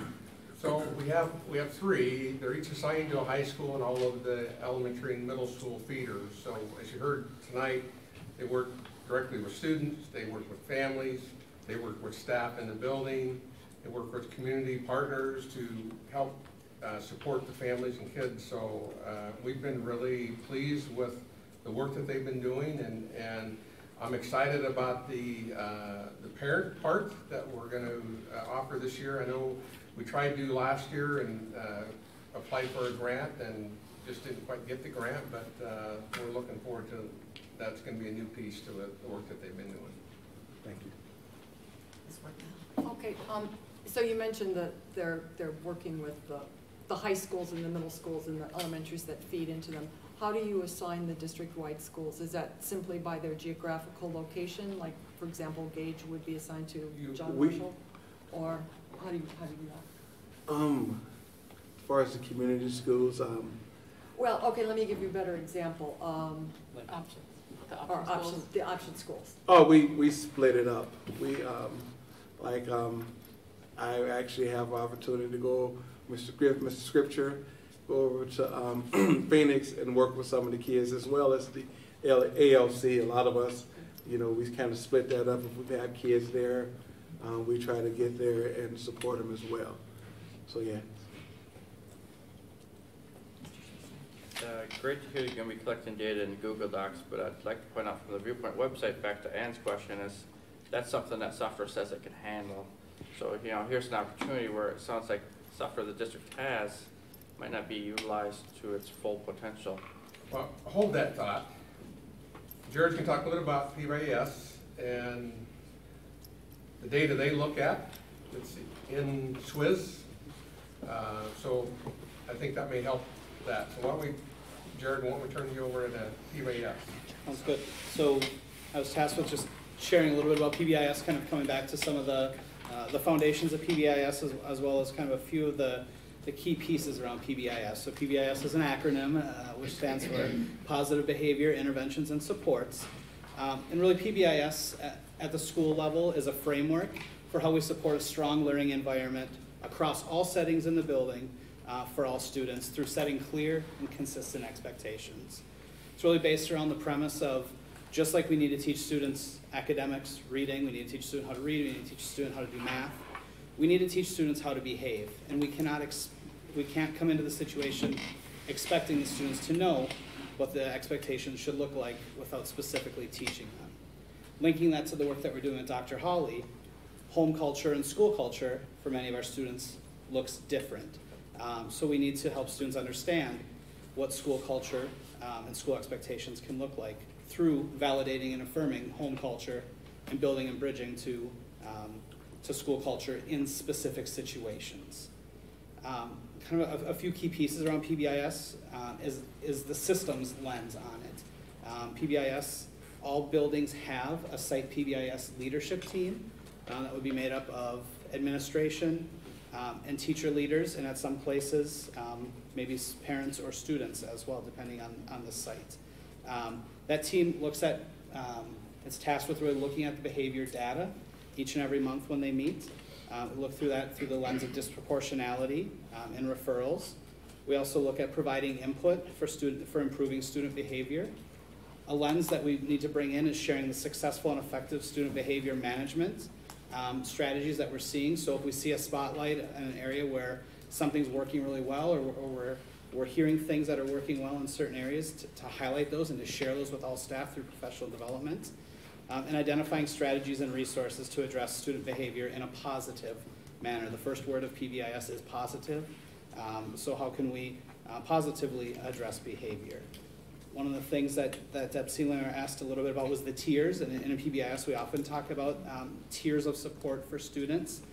All students receive Tier 1 supports. Those would be the lessons that we provide all of our students to teach what the expectations look like. Those would be the reward or acknowledgement systems that we provide for all students. There's some students that need a little bit more layered onto Tier 1. And as Willie was talking about different supports for different students, Tier 1 is good for all students. But some students need a little bit additional support. So that's where we would layer on some Tier 2 supports, which might be additional interventions or supports for students to help them with their behavior. And then a very small percentage of our students might need another layer on top of that at the Tier 3 level, which is really geared more individually based on that student's need to help support them. PBIS is very rich in data, and it's all the system is really run through the lens of data and using data to inform our decisions. There's a very humanistic side to data as well, so we can look at the numbers and see what's happening, and then we also take the perception data and what we feel about what's happening in the classrooms in each of those situations. But through our data system, we're looking at the data through Swiss, which is our reporting system that we collect our PBIS data in that all buildings have access to. And we look at referrals through a variety of lenses. We look by behavior. So what behaviors are we seeing happening across the building? We look by location. Are we having more referrals in the playground than we are having in the hallway than we're having in a common area? By time of day, is there a certain time that things are happening more? By grade level? By day of the week? Our Friday is really difficult, so maybe we know that we really need to layer on more positives on Friday because that's the day that might be more difficult for our students. and then at the individual student level. From our PBIS team, we don't spend a lot of time looking at individual students, but we look at how many students do we have that have multiple referrals. And then we dig deeper with some of our Tier 2 and Tier 3 PBIS teams to really look at that individual student level who needs additional support. We also look by ethnicity to look for disproportionalities through all of our data. The PBIS data drives all the lessons that we provide our students, so as remember, it's grounded in the basis of teaching what expectations should look like. If we're seeing that we're really struggling, I'll use an elementary example back on the playground, we know that we need to do booster lessons on a specific behavior that we're struggling with on the playground. The data also drives celebrations. Where are we doing really great in? Where we saw improvement from last month or from last year? It helps us with our supports and with our interventions, particularly for students that need a little additional at that Tier 2 or Tier 3 level. And then putting things into practice. Again, students need to practice behavior. We're coming with the assumption that students do not just inherently know how to behave. So just as they practice reading and math, they practice behavior. The expected behaviors are explicitly taught through lessons that are developed by staff. They're reinforced through positive feedback. They're modeled throughout all locations of the building. When a student's struggling with behavior in a particular area, that behavior is re-taught, and then the student practices what that behavior looks like in that setting. And again, PBIS being a positive piece, the goal is that the students are receiving more frequent positive feedback than negative feedback around behavior. Depending on the research you look at, about 4 or 5 positives to every 1 negative redirection, so that we're flooding our students with positives around the great things that we're doing, also having high expectations and redirecting and reteaching when needed. And that positive feedback might look like verbal praise, positive referrals, or a variety of other systems. As we know, there's also referrals then that happen when a student is not following the expected behaviors, and that's when we'd look at like a level 1 or a level 2 office, a level 1 referral or a level 2 office referral, where we support students that way as well. So that's a little bit about PBIS and the PBIS just system. An example, one of our elementaries last year, they were looking at their PBIS data, identified a certain time of day and a certain hallway. They were having a lot of issues, and so by looking at that data, it brought their attention to that, and they realized they were sending too many students out for recess down the same hallway. So they made a slight adjustment. Certain groups went out a different way, took care of it just like that. So that's just an example of how they look. That's not data we bring to the board.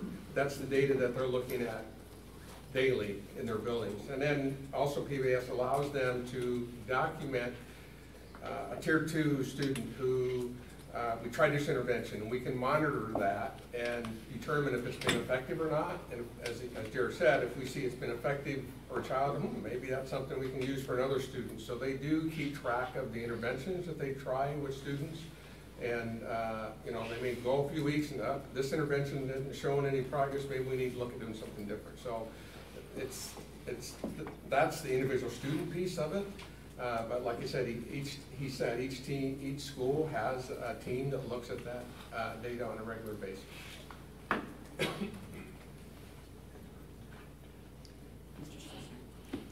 How long is this data kept for? Is it around for a year, 2 years, 3 years? How long is it tracked? So I can go back in the Swiss system right now, and I can, this is my second year here at Bishop, I can go back and see what data has been like for as long as we've been using the Swiss system. So each year, how long it stays in there. Probably. It was before I got here. I was gonna say 8. Yeah, I would say about it's been a long time. 7 or 8 years would be the best. So you would be capable of saying, on an individual student level, for the last 8 years, these are the behaviors the student has or has not had. For an individual student, yes, as well as for a system. Right. What sort of things are we seeing system-wide? Well. Is there correlation with teachers? It can run referrals by teacher as well to see, are we seeing more referrals? So you could run a report that says, okay, this group of level 3 students came into this particular teacher and they came out level 2s or level 1s at the end of the school year, or vice versa. You can make those correlations, yeah. I mean, you can look at individual students and teacher referrals. And then, back to, a larger question is, as we've implemented Envoy and these other practices, you could see what the overall behaviors of the student body has been. Definitely. So maybe that gets back to the how successful are some of these programs. Ms. Whitman? Okay, we've spent a really interesting amount of time talking about these kinds of things in elementary school and somewhat in middle school. Can you give some examples of how PBIS works in high school? Because high school students are a lot different from the elementary students. Yeah, absolutely. It's actually a key focus part of our building action plan this year. During our data retreat a couple weeks ago, we were looking at the 5 most commonly occurring level 1 behaviors. Those are the, when we talk about behaviors, we have the level 1s and level 2s. The level 2s are the ones that result in a trip to the office. Level 1s we document, we teach. Sometimes we call them 1.5, where they kind of fall somewhere in between. But we looked at the 5 most commonly occurring level 1 behaviors that occurred at John Marshall last year and developed an action plan around that. And a lot of it is about communication and clear and consistent expectations among every single teacher and how we teach those expectations, how we reteach those expectations, the follow-up that comes from administration. And we're going to track those throughout the year, and we're going to look at those at mid-quarter and quarter. Are we seeing a reduction in the instances of those 5 most commonly occurring level 1 behaviors? If not, what do we need to do differently? If so, we need to go down to the 6th most commonly occurring and start working on that one. And so that's a big part of our plan this year. Just looking, we always look at the reactive piece. So what are we doing to address problem behaviors when they happen? But now we're trying to really look at what are those behavioral pieces that we can reach out and try and prevent ahead of time. And really showing our students that, our theme at John Marshall is we're all in. And the idea is that we're all on board with these behaviors, and we're all going to be super consistent, and we're all going to be teaching them exactly the same way, and holding our kids accountable, but also showing them this is important to us. And then we are going to use SWIS to monitor that data and look to see if it's being effective or not. And if not, we're going to try another tack. Yes. Just a follow-up. Would it be reasonable to assume that a student who has started in kindergarten and has been exposed to this throughout their K-12 schooling, that by the time they get to high school, they would have fewer tier 1 or tier 2 or tier 3? In other words, is it ingrained in them at such an early age that a lot of that would carry over as they enter high school, or are there too many variables to I make think it? probably the biggest variable is adolescence. Yeah, well, yeah, they just all. the very nature Yeah. of how kids grow up. Yeah, and they all get that, right? And, The adolescence piece. having worked many years in middle school, I can kind of tell you somewhere around 7th, 8th grade, man, Oh, yeah. it gets real different. Oh, yeah. But the kids know those behaviors. And so, yeah, do they know, our 3 most basic premises of PBIS are be safe, responsible, and respectful? Absolutely. Every kid in this district could recite that to you, I'm thinking. It's just the consistency, I think, and knowing that, from kindergarten through senior year, we're going to be looking for these behaviors. And we're really working to make sure kids understand that. Thank you. Okay. Do you want to take a 5-minute recess? Sure. 5-minute recess, so that I need no more than 8 minutes.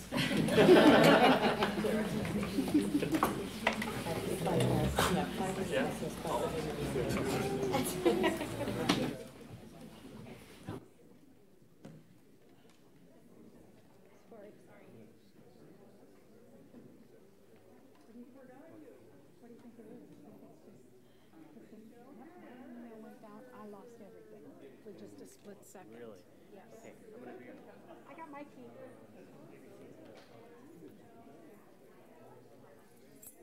Came out here without the keys. I'm wondering if I should just shut down the computer and restart it to connect it. Should I do Try, that? yeah.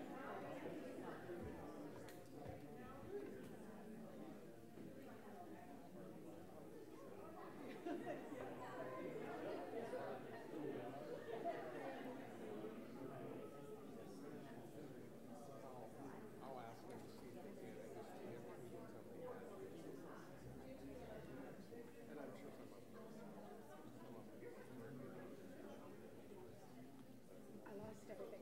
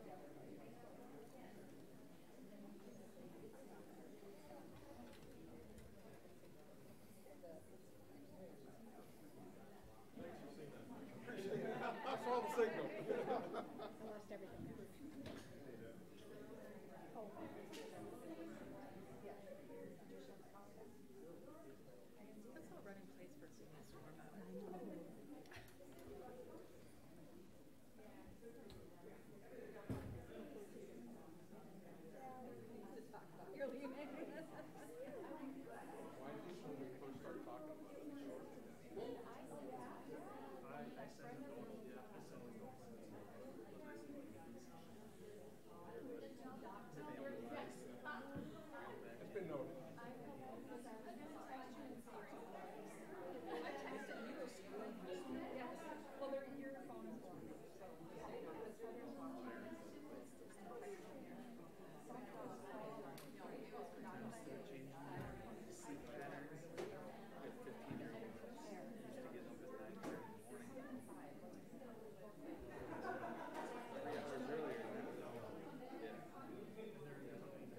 Oh, well, he's 14, he'll be 15 and 25th, so almost. The driving, has that whole thing begun at your house? Driver's training and all that stuff? Okay. My son's all over that. Driver's training, I need to start. Is this that English thing? Okay, let's see.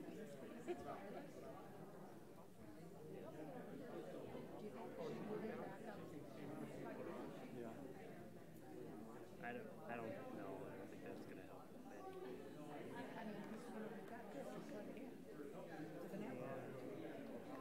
That's just for the computer. Oh, that's just for the computer.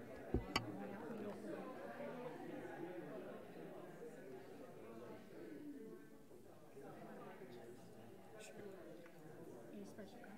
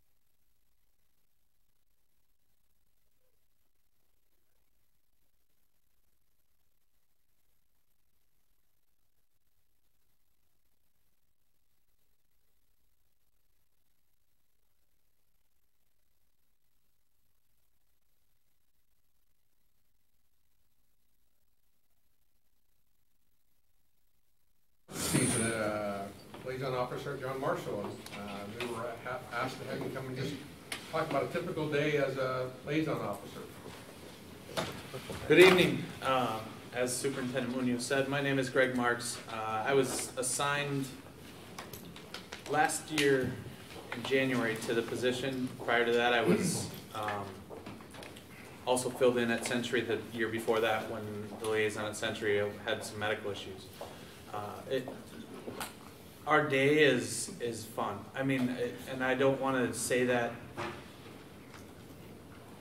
and make you think it's the wrong way, but every one of us that does this does it for a very specific reason, and it's not, absolutely not, to be ticket writers. That's not what any of us, the four of us that are currently in the unit, are really looking at.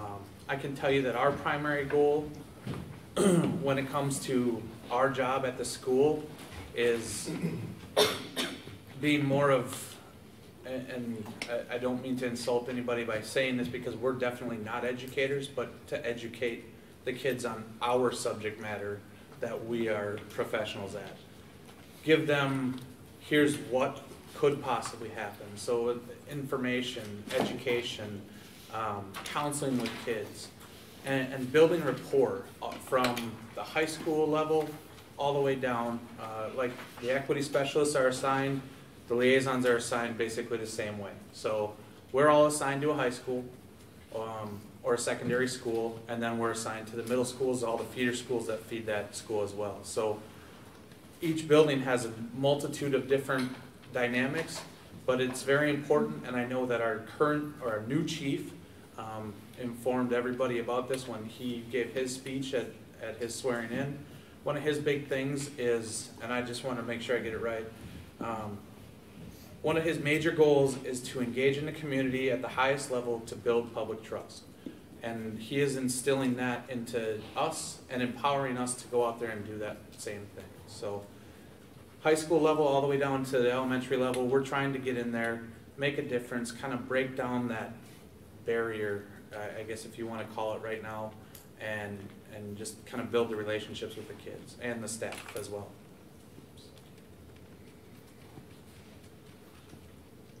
Questions? Okay, last up, Rob. Did I miss you? I turned the page. Not that we were dragging a little bit, but I turned the page to get going. But let's go to Apalapi, who's our Jared was good. he's our discipline supervisor. So why don't you share the work that you do? Yeah, definitely. There's some overlap, so I'm going to talk about my role as a district discipline supervisor. Kind of a subjective term, but really I meet with principals on a monthly basis to examine and identify behavior trends. So that would include like disproportionality on a monthly basis, and then looking at problem behaviors. You know, number one behavior, for instance, kindergarten to 8th grade, is physical aggression, right? And then location. So when I meet with principals, we'll have conversations about what does that look like at your school, right?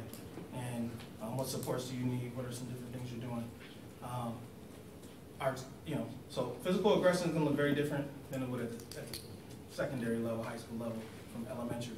So when you're looking at data, we just really try to look at locations, the problem behavior trends, and then align district resources. Jared talked about PBIS. One of my responsibilities is to provide internal workshops. Most school districts, they'll get in a cohort with probably like 15 to 20 different school districts.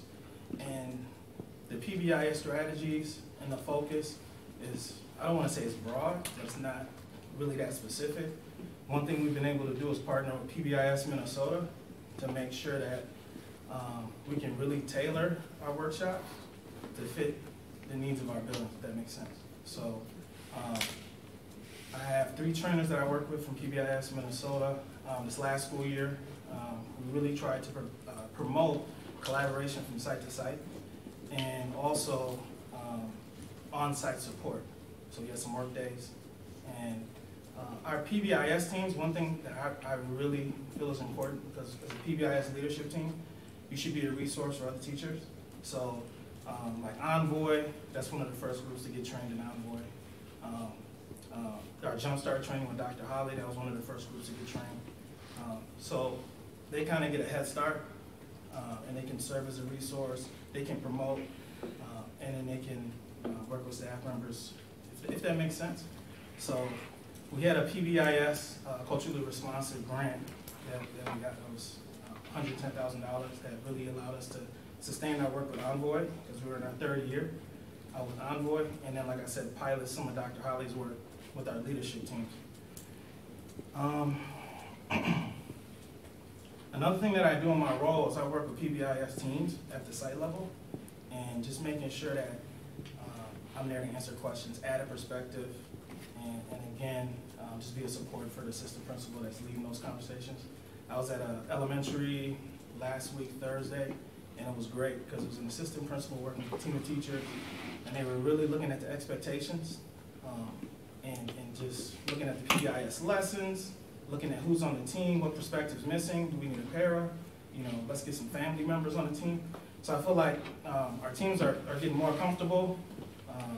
They're able to use the data to make informed changes, and it's great to see that in the fourth year. So 3.5 hours, answered a few questions, but like I said, the assistant principal for that team was able to get those teachers fired up. They were able to share resources from they looked at a behavior matrix, which defines behaviors in different areas of the building. They were able to look at that from another site. And with education, people don't like to, sometimes teachers don't like to show signs of weakness, if that makes sense, with collaboration. So it's good to be open to feedback and sharing, looking at matrices and stuff like that. It's a great place to be in, is what I'm trying to say, in regards to sharing. Another thing I just wanted to point out, we have 3 information systems that we use. So we use SWIS, School-Wide Information Systems, which Jared talked about. And Jackie had mentioned fidelity. So we do a tiered fidelity inventory that the PBIS teams, they take a tiered fidelity inventory, and it allows them to action plan and point out blind spots, if that makes sense, within the system. We also do a self-assessment survey. Teachers take that survey, and it's really the teacher's perspective on what's missing. So you can plan. So you really use your behavior data, you use the fidelity inventory, you use the self-assessment data to plan. You use all of that and be strategic. I'll open it up to questions, if you have any questions, because there's a lot of overlap. Another 2 responsibilities that I have is I help maintain our partnership with Great Lakes Equity, which is a phenomenal resource.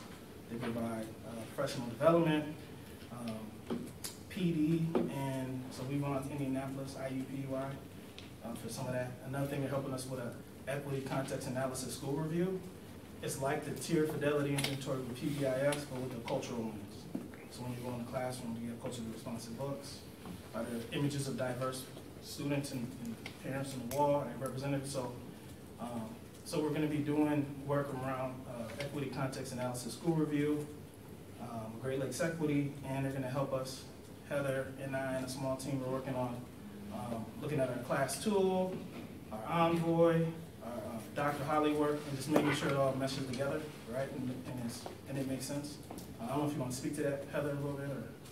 Well, we have kind of a nice rough draft document that outlines the connections, and so we want to give that to our principals first and have them kind of look at that and see.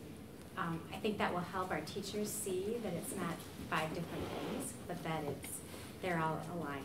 They're all aligned, yeah. And then the last thing, and the best part of my job is being able to facilitate student school board meetings and work with students. We have some amazing student leaders. They have all the answers. And so that's been a great responsibility. One thing we've done is made our student school board members, we empowered them, and we wanted them to meet with principals on a monthly basis. And I remember meeting with Eric, and Eric, you can speak to what you said at first, and then in regards to meeting with student school board, I mean, is that, no, we had a conversation. Yeah, so, when I first started meeting with student school board, I thought, oh man, I'm going to have to study these kids, and they're going to have to tell me everything that's wrong with this building. And it's going to be really just a big wine session, and I couldn't have been more wrong. It's so productive, and the kids have such a great voice, and it's so important that we give the students that voice. And the work that we've been able to do through Student School Board, it has been really, I think it has made some significant progress in the buildings that I've been in. And I think we can only work to build on that. I'm really excited to work with the JM Student School Board. I started meeting with them last spring, and just to get some of their thoughts and collect what they're thinking about, what's important to them. And yeah, that work is phenomenal. And our principals have done a great job of having regard for their perspective and making changes. You know, the media center hours at the high school, they extended that. I mean, just the suggestions that the kids make align with best practice. Like I said, they have all the answers, and our principals have done a great job over the course of these last 2 years of really going, you know, meeting the kids where they want them to in regards to addressing concerns that they have. So that's really it, but I'll answer any questions. He mentioned that he does meet monthly with building leadership team to go over their discipline data. And 1 month a year, Carl and I joined him, and I think I shared with you in June the conversations we have, and we're looking at comparing their building discipline data from the previous year, and then we even look at individual teacher office referrals and try to make comparisons. For example, we see a teacher that had a higher rate of sending students of color to the office like 2 years in a row. We just asked the principal, tell us about this. And the interesting part is they knew, they were able to respond. I'll give you an example. I don't know if I shared it in June or not, but we had one teacher that 80% of her referrals were students of color, and so we asked about that, and he said, well, 80% of her students are students of color. You know, just looking at the numbers, we could have jumped to conclusions and said something about that teacher, but what impressed me the first year, we did this 2 years now, is that the principals can tell you, oh, well, that's such and such. Here's what we're doing. Here's what we've tried. We now finally we're able to get him into this program, and so I guess the board doesn't see that, the community doesn't see that because we don't present that at board meetings, but that's what the buildings are doing with their data, and they know their numbers, they know the kids attached to those numbers, and they know the stories behind the numbers, and they're the ones that should know the stories and know that information because they're the ones working with the kids every day. And so I've actually enjoyed these meetings. I know it's been a challenge for these two to work around my schedule so we can do all of the schools, but it's something that I've enjoyed doing and have learned a lot. But we'll open up to any questions that you may have on that piece. Ms. Seelenberg. So, Bobby, can you talk a little bit about you or someone else? So we did see an example of the site data meetings format, I guess, in June. Is that from the Swiss? And no, okay. And maybe if we could just have just a little bit of explanation, because now we've talked about the Swiss and the tiered fidelity inventory. Like, who's putting that information in? How is it kind of coming together? A little bit, maybe it's a little technical. One of the things that we've talked about for this coming year is should we, at the district, say this is needs to enter it for every building. Some buildings it's the administrator, some buildings it may be the office manager. It's different right now. I would say SWIS is more used for level 1 behaviors. Level 2 get put in Skyward, and then Carl pulls it out of Skyward and does his magic and creates the stuff that we present to you at the board. So SWIS, and some schools use SWIS for 1 and 2 and then double enter it into Skyward because we require that. But I know all of them use SWIS for level 1s for sure, and we at one time talked about doing away with SWIS, and they didn't like that very well, so we did not do that. But that's how they use the two different systems, and then Carl pulls them out of Skyward and creates what he does. Okay, thank you. Philip, could you just speak for a minute? Once a month you meet with principals and you go over that building's data and you look at who the referrals are coming from. What happens if you see that there's a particular staff member who seems to be referring a lot of kids, especially a lot of kids of color, on a regular basis, and there doesn't seem to be any good reason? Well, the good thing is when I go in, if there's a situation like that, the principals have supports in place. They have a plan, if that makes sense. When I come in, I have viewpoint data to determine the location of different behaviors, disproportionality data, sometimes that Carl provides from Skyward, and sites have their own data. They also have their action plans, now we'll have equity plans. So when I see that, like Superintendent Munoz said, they're able to identify the supports, and then we monitor. And then at the end of the year when we go in, it's that conversation to see with Superintendent Munoz, Carl, where we're at after putting those supports. So during the year, the principals have done a great job of having supports in place. So you coach right, that. Right, so And coaching. I'll give a specific example. A couple of years ago, we were identifying a teacher that seemed to have a lot of that, and then the worked with the building principal, and they put that teacher on a classroom management plan and providing supports to help them improve their classroom management. So it could get to that point. We had a conversation with the principal this year who was planning to possibly do some review on envoy strategies because the principal felt that that might help with the classroom management issue that was going on, and then also provide coaching support there too. So assume best intent and layer on some more learning, see if we can help that teacher. Jean? Yes. So just a point of clarification. The building principals, for the most part, don't wait for you to show up. You're not showing up to tell them, oh, there's a situation. They're aware of it, so they're developing their own internal processes to address it. Right. They're required to, like Jared said, mainly as a PBIS team, and then even as an administrative team to look at data. So yeah, they're looking at their data. They have an action plan.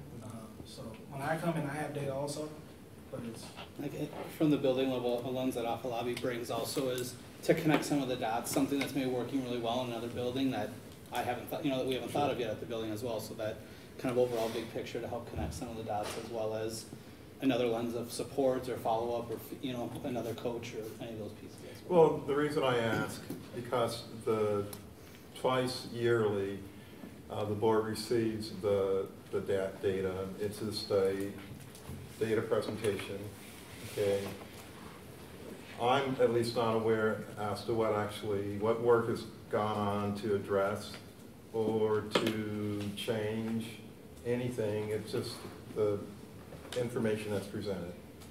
It would be useful, I think, not only for me, but other board members as well, to know what efforts have been expended prior to the data reaching us to address or manage, or to at least know something's going on versus, well, the only thing going on is we have all these referrals, level 1s, level 2s, these are the top 5 issues and things, and so that leaves us, or at least me, thinking, well, we have these problems and nothing's going on. But I'm hearing something is going on. Okay, Rob, we finally got to you. Rob's the principal at Phoenix Academy.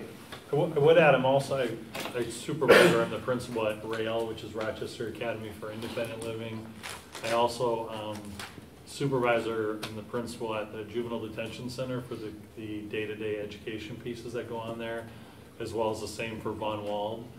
And then I'm also the principal or supervisor, whichever you want to call it, for RASP, our Rochester Alternative Suspension Program. And Don and I were talking a little bit before about maybe him coming out to Phoenix, but all of those programs are really unique and kind of a neat thing to see. And I think a lot of people don't realize kind of what we're doing with some of those other programs. So if you want to come out, email me and we'll give you a tour. CPI, Crisis prevention. The I was like, what's the I stand for? I've been a trainer forever, and I looked at it, it's Institute. It really is Crisis Prevention Institute, but it should be CP, but it doesn't have a flow, so we call it CPI. It's really designed, I think it's very similar. It has components to Envoy, components to PBIS, and not that Envoy and PBIS don't have this, but it really is a focus on the individual kid. It's really trying to keep a kid out of crisis, and when they're in crisis, giving you the tools to hopefully de-escalate that so it doesn't turn into a big, the terminology they would use is risk behavior. We have 16 certified CPI trainers in the district, which means I can train people in CPI. You get to be a trainer. It's a 4-day training where you're going through it all, and you got a 100-point test at the end of it, which creates a little anxiety, lets you feel what the kids feel like a little bit.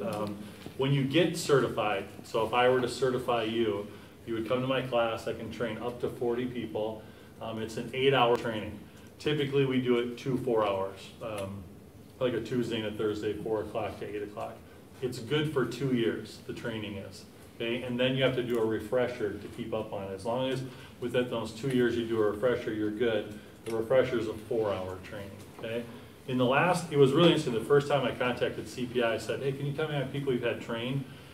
And over the years, and we've been doing it forever, probably long before I even got here, it's like 14,000 people or something we've trained. But I said, how about just the last 2 years? And in the last 2 years, we've trained 879 people, which is everyone, from paraprofessionals to bus drivers to teachers to administrators, cabinet members, you name it, they've been involved in the training. Most of our intensive programs, the special ed programs, are required to take the training just because they tend to deal with kids that are in crisis a little bit more. It's an 8-hour training, so for me to go through everything with you, but it's a lot of verbal de-escalation skills, from listening, listening skills, talking, kind of paraphrasing what the student has said, to how you stand when a student is in crisis. Probably one of the bigger ones for me is kind of how you say what you say, their tone of voice, the cadence.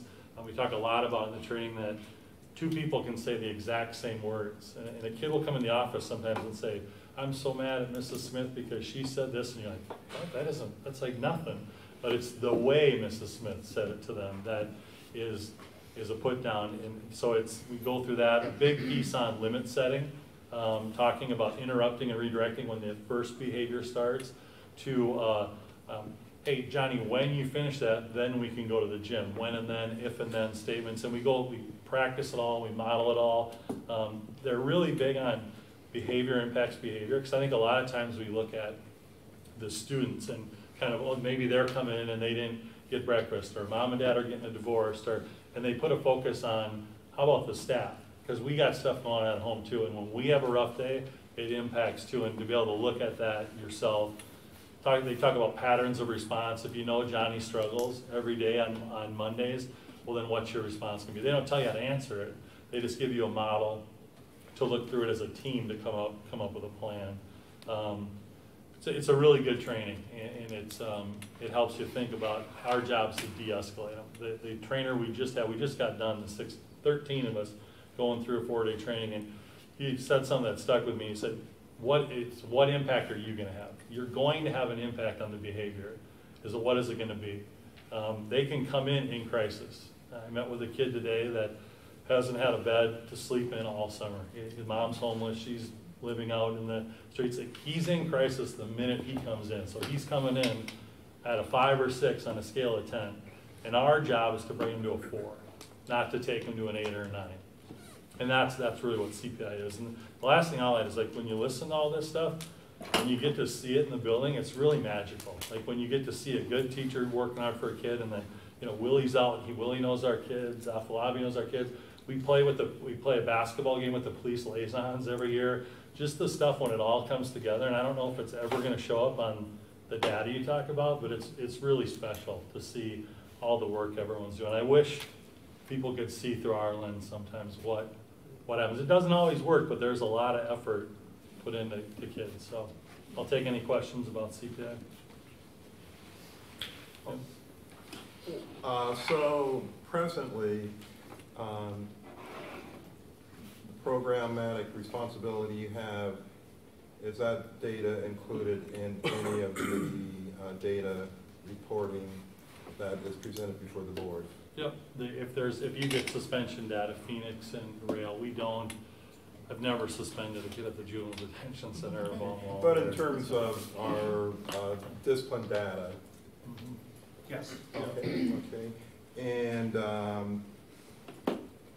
so these kids are probably beyond level 1, level 2 then? Well, Phoenix. Yeah, but Phoenix kids are level 4 setting EBD, so they're receiving their school in a separate setting. And they typically went level 1, level 2, and then level 3 is kind of a classroom typically within the school, and then it's not working, so they come to us. Our goal is to get them back to the regular ed. We've got a process. We have a leveled system, which is kind of our PBIS. If you're level 1 for 6 weeks, our data showed us that we were doing it 5 weeks, and if a kid's 85% or higher, you're on level 1. Well, if you're in the 3rd week and you're on 40%, Johnny's really going to be going, it's going to be a struggle the next 3 weeks because he knows he can't make it. So we started every 3 weeks redoing starting it over. So if you do 3 weeks back to back, then we call up Willow Creek, Century, Riverside, wherever, and we say, hey, Johnny's ready to go back, and it looks different for every kid. We've had a lot of success transitioning kids back to regular ed without the special ed supports. A lot of success, and typically the kids are pretty receptive to it. So,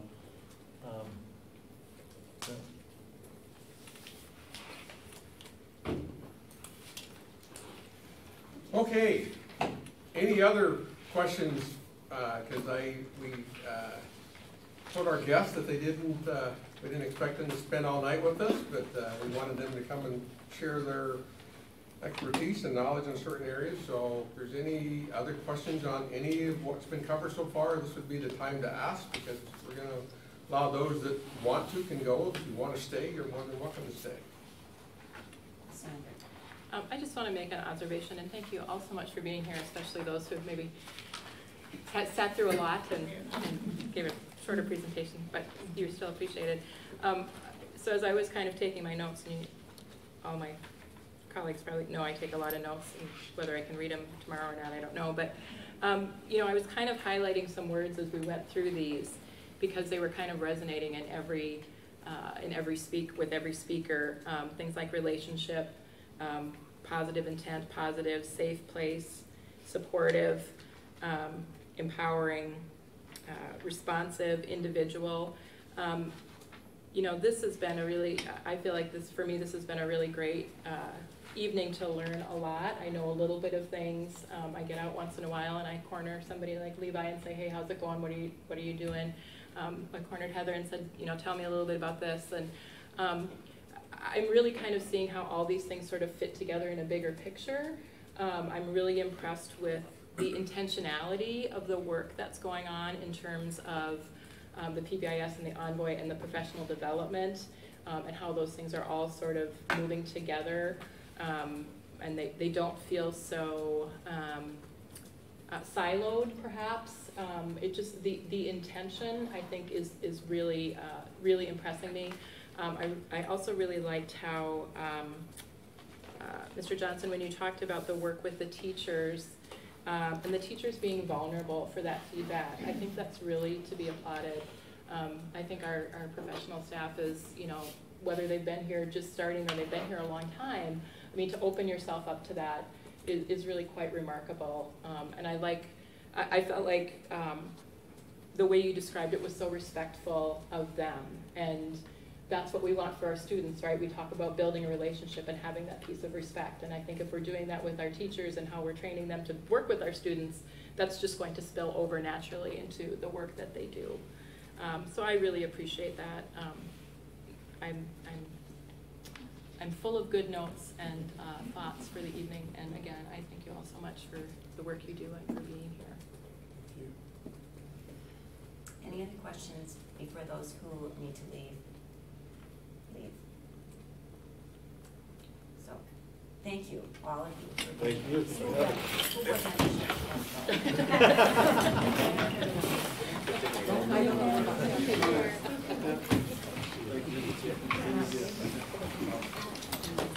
Thank you.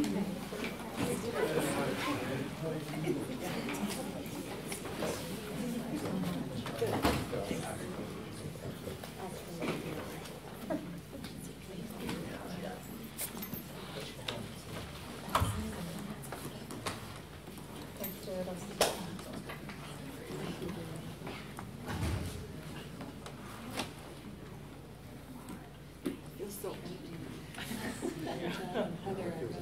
Yeah. We had a few slides to remind the board on the different pieces of data we presented in June. As you can see, the TVs aren't working, so we're in the process of making paper copies for you, so hopefully they'll be coming fairly quickly.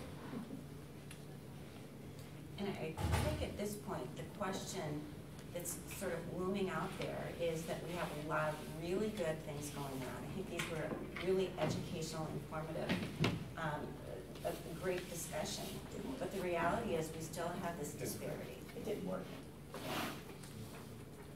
I mean, it didn't print. It printed way baked. We still have this disparity. Are these, is this the same is this the same information that you shared on the June 19th meeting? Yes, but just trying to remind the board on what was presented. We had, because we can probably pull that up.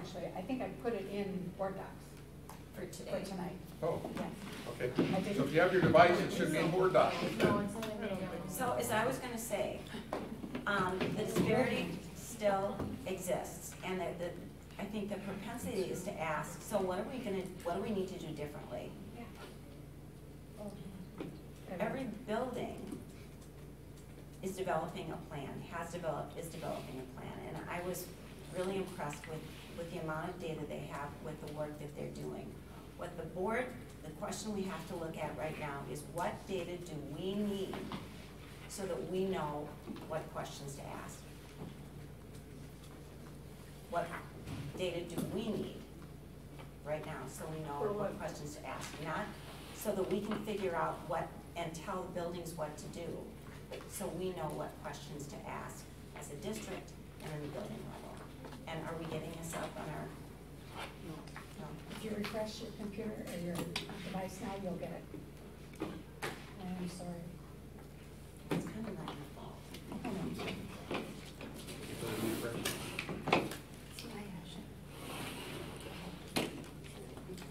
So I need to correct myself here while you're looking that up. Mr. Barlow, I inaccurately answered your question. We do not specifically go over Phoenix and Rail. They're included in the full numbers.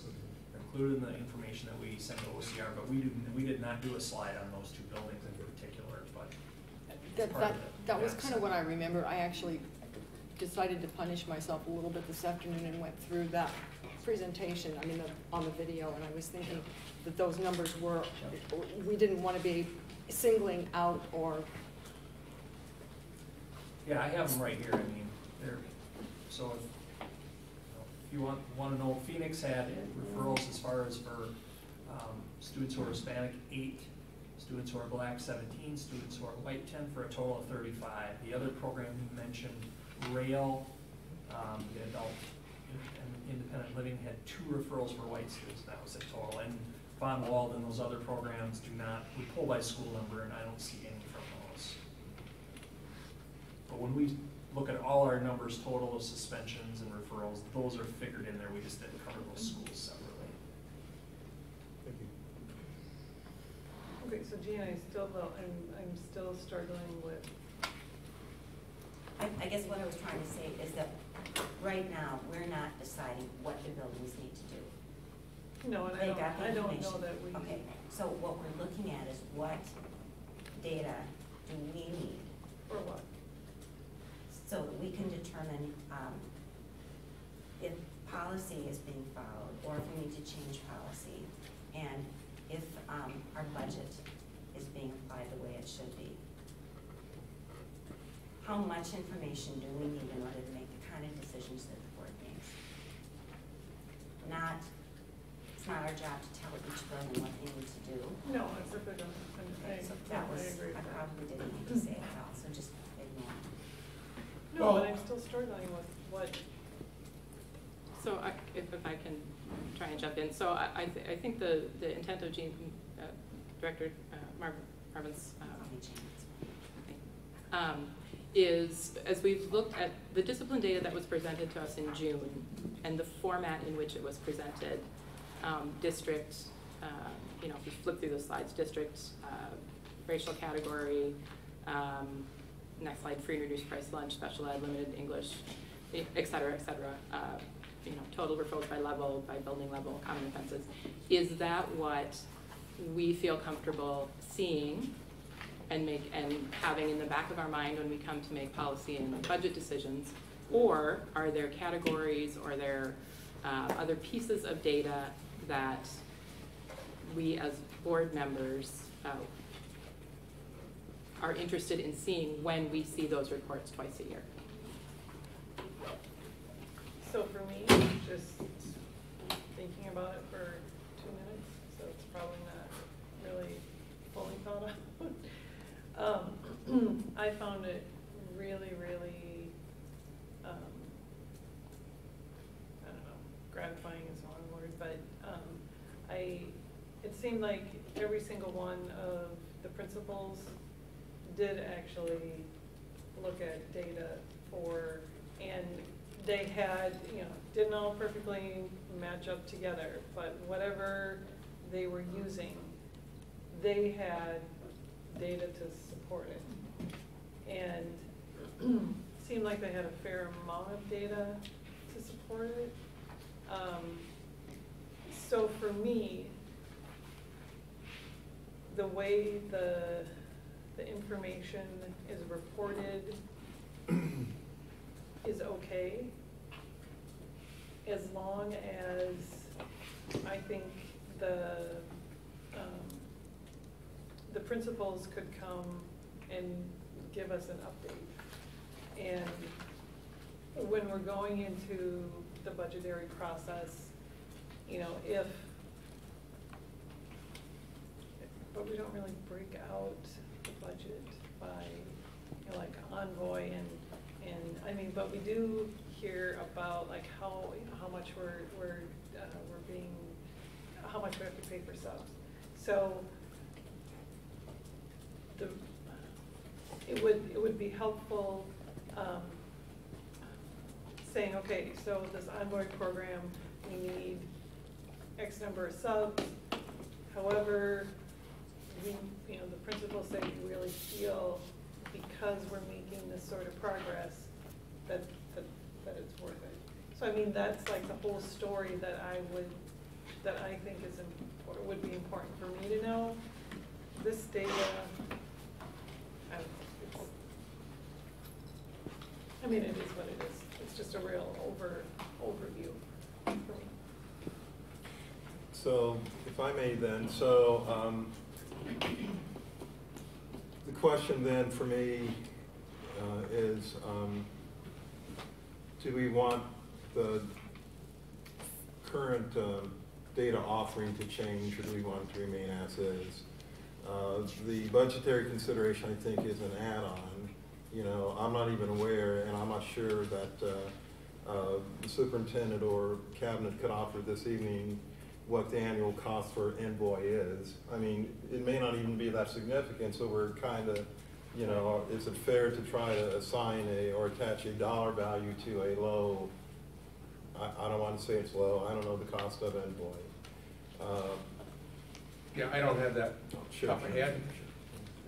We get, every year we get professional development funds to use for professional development. So if we weren't using it for Envoy, we'll use it for something else. So it's not like we're taking it from the general fund to, you know, it's designated just for that purpose. But we do have, I mean, I don't have the breakdown with me, but we can tell you how much we spent on Dr. Holly, how much we've spent on Envoy. We do have that, I just don't have that with me.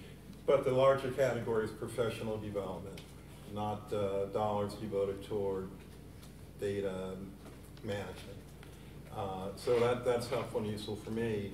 And then I think Deborah, Director Seelinger, had also mentioned, do we perhaps think there may be additional, I heard different terms, gems, levels, data requirements that we would maybe potentially ask of the superintendent to provide for a presentation at the board. For me, the data by itself doesn't really tell the story, it's just providing information, okay? The real story, I think, is at the building level where the principals are doing stuff to address it. And Yeah, I don't want to be, and Director Marvin, you had mentioned earlier that there are some additional resources. In fact, the board, we were provided reference material to consider. And we have an opportunity to look at what different communities are doing. It's good to be able to say that much of what different communities are doing, we're currently doing. So adding something just to be adding it and not necessarily changing what we're currently doing is a net gain. So I'm, at this point, comfortable with the information we're providing, that the superintendent is providing to us, and as Director Becker suggested, it's useful to have the principals, tell their story, which I think then helps us as a board understand the data. I think that's the story behind the data, what they're doing. Mr. Schmusser. A few things, some directly related, some indirectly related. I'll start with observations on the data discussion that we've had tonight. As we go back and we've talked about, say, discipline data and being consistent from year to year and school to school, I think that level of the data collection is good, but I've heard we're collecting data in Google Docs and Skyward and Viewport and in Swiss.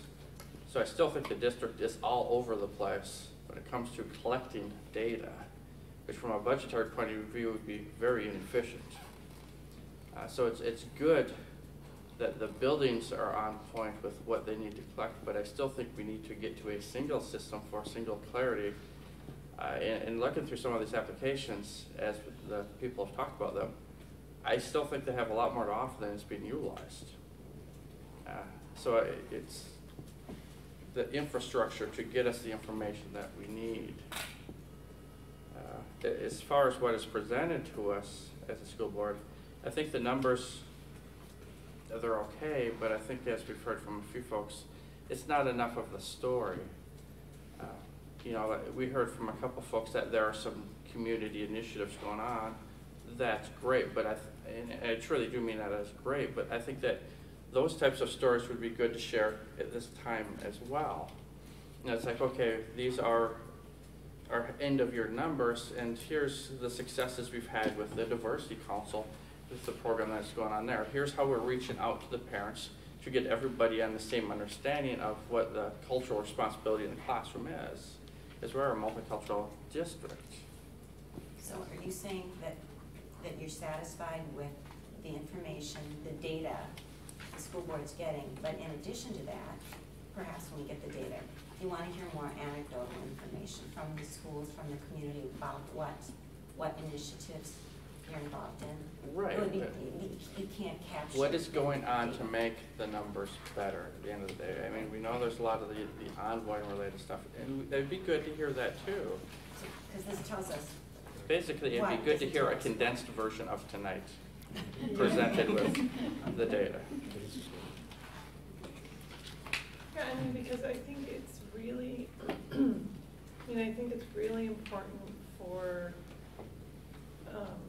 all the taxpayers for Rochester Public Schools to know that, yes, there is discipline disparities, but it's not because, we're doing a lot and we're taking it really seriously, and we're trying many different things, and the principals know, they know a lot about their own schools, they know a lot about their students, and I was really impressed with all the stuff. I am always impressed by all the stuff that the school district is doing to help students be successful. And what I find sometimes it's really easy to sit back and say, well, the school district should be doing more, you should be doing more, and it's like, okay, the school district is doing a lot. And I'm really proud of the district and all the different things that we're doing. And I think is a perfect no, but I think the more that we can let the public know all the stuff that goes on, I think the better. I hear sort of a theme between the two of you, and that is it involves communication. Because I learned an awful lot tonight. I thought this was an absolutely wonderful session because we got to see and experience a little bit of what is happening in the buildings, at the classroom level, different strategies, how principals are working with teachers, how teachers are working with students, how teachers are working with each other. And it's great, and it's in this room right now. How do we get it out to the public? I mean, okay, so maybe there's an article in the newspaper or something's on the website, but I think if we have more of these kinds of meetings, it will show the community that the board really does prioritize this work. We're not going to just be looking at a bunch of numbers twice a year, which are, as you said, Don, don't tell the whole story. It's valuable information perhaps in terms of determining, well, we are still having we're having discipline disparities at this building with this, maybe in a particular classroom, but it sounds like they're already doing a lot of work with that. So my question, one of my questions would be is, how realistic or how soon should we expect to see some results? I mean, we saw some results looking at our data earlier, but the goal seems to be is we're going to eliminate all of our disparities, our discipline disparities. That's the goal. Whether we'll get there or not, I'm not sure. I don't, you know, if there are other school districts that have gotten down to zero or pretty close to it, maybe we should take a look at what they're doing and whether or not it could apply here. I'm not quite so concerned about that. I think that, as Ann said, I think we're really doing an awful lot to involve schools. Deborah was mentioning the words that stood out to her. I hear the word relationship, relationship, relationship, over and over and over. And I think that is really one of the big keys that we really have to focus on, is to continue to empower, challenge, no, inspire comes first. Empower and challenge our staff and our students to keep working at this, and what is it they need. And I hope that teachers and administrators are saying, you know, this is working, but what we really need in this building is X, Y, and Z, and this is why. And I would like to see that information presented to the board before we determine our budget, to say, maybe we need some budget adjustments. In other words, you know, school A has 2 referrals every year. School B has 2,000 referrals every year. Equity does not mean we put the same exact number of supports in each school. And this other school needs more supports, needs more work, and so on. And that could be, require a budget adjustment somewhere. That's what's helpful to me. Don't ask me to tell you what it is. But So feeding on what Julia was saying is, again, it actually gets back to the relationships. That's one of the things I heard from Willie that I thought was very positive, is when he talked about going out to these community groups and helping them understand, well, that's relationship building. And if some of these stories of the efforts of what the district is doing could be shared with them and help them understand that we truly are trying, and then kind of like as forget the principal's name down there from John Marshall, building those relationships of, okay, asking for their input. You know, when you talk to a student, you talk to them a certain way so they feel they have some buy-in. You just don't tell them what to do because they're just going to rebel. You phrase it in a positive way. Well, if we go out to the community groups and kind of do the same thing, ask for their help, then they will work with their sons and daughters and helping, have more positive influence on them and helping out as well. So as Julia said, it all goes back to relationships and communication, and kind of a very tangent is back on the data again. The consistency is needed so the district can speak with authority and have a solid single data model. Because right now, again, I think it's kind of all over the place. And that the authority to speak to the data, I don't think is as credible as it could be. when data discussions with people come up. Yeah. I don't know if we have, I'm sorry, when you bring up Viewpoint, Viewpoint is a warehouse, Skyward data goes into Viewpoint. So Viewpoint is the hub, and Viewpoint, I'm not an expert on Viewpoint, but when we looked at and compared, we have done like a validity check. How does Viewpoint show up? There are some technical issues where if there's 2 discipline incidents for a student the same day, Viewpoint doesn't always capture them. So we've looked into it. I don't disagree that it might require a little bit more exploration, but Skyward is what we use because that's where we enter the data, and if we take it somewhere else and something gets lost, that concerns me. And Viewpoint actually has an export for Excel. So that tells me it can't do everything, but I'm fine with looking into it. And that's how StressApp does as well. When we went to Viewpoint, we tried, I think earlier I mentioned we were thinking about getting rid of Swizz.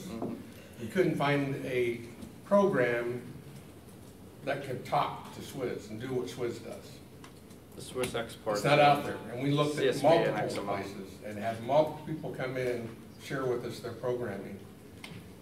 I mentioned the IBM Watson one. They had a lot of work to do. They're probably better now than they were when they presented to us. But at $24 per kid, we couldn't afford it. I'll just tell you, that was a fact. That's a lot of money times by 18,000. So we did try to find something that we could just have one place and get rid of Swizz. It wasn't out there. And we felt Viewpoint was the best that we looked at, and that's why we used that. It's not perfect, but I think it does what we need to do right now. I wish we didn't have Swizz, but we don't have anything that will do what Swizz does, and maybe there's something now we can look again, but I think it was 3 years ago we got Viewpoint. I don't even remember what we were using before there. We were using... And as I've offered before, happy to help our again. Yeah. Software is pretty much my world. Yeah. So just a couple things. I was mentioned about all the data research that we've got, and yes, I did read it. Took me some time because it's not the most exciting stuff to read. But anyway, and I appreciate your comment, Don, about sounds like our district is doing it. None of the articles said this is the data that boards should look at. There was nothing in any of it that said that. This is what districts should do. Hopefully tonight, people heard the district is doing that already. It's just not being presented to the school board. And a couple of you won't remember because you haven't gone through this training, but the other board members remember the training with Dennis Cheesebro on governance excellence and management excellence. And I just picked up a couple things that I thought I would share with us tonight. Governance questions are largely centered around why, to what extent, at what cost, through what policy. Management questions are what, when, how will this get done, and who will be responsible. And it's interesting here, I won't read the exact quote, but there's a statement in here about, as a board member, you have to be careful that outside voices try to pull you into management for a variety of reasons. And it's a challenge for the board to maintain their role as governance and allow administration and staff and teachers to do the other work. And then there was also some section in here about trust. If you don't know it, you have to trust that the people you employ are doing the work and trying to do what's best for kids, and not have to know every specific detail that's going on in a very large system to think that we're doing our job. And I've never been a school board member. I'm on a lot of boards, but nothing like a school board. So I can't say I've stepped in your shoes. But even the boards that I'm on, it's hard for me to stay in a governance role when I'm on the chamber board and the United Way board, to remind myself that I'm on a different level on this board. I'm not the superintendent. So One of the things I plan to do after January, and we have at least 2 new board members, we're going to have Dennis come down and do a refresher course on, I think it's great training. I know the cabinet got a lot out of it. We have some new cabinet members, so I think they need to go through that training as well. But it really helped us, I think, realize what's the board's job and what's the cabinet's job. And there's some little gray stuff in the middle.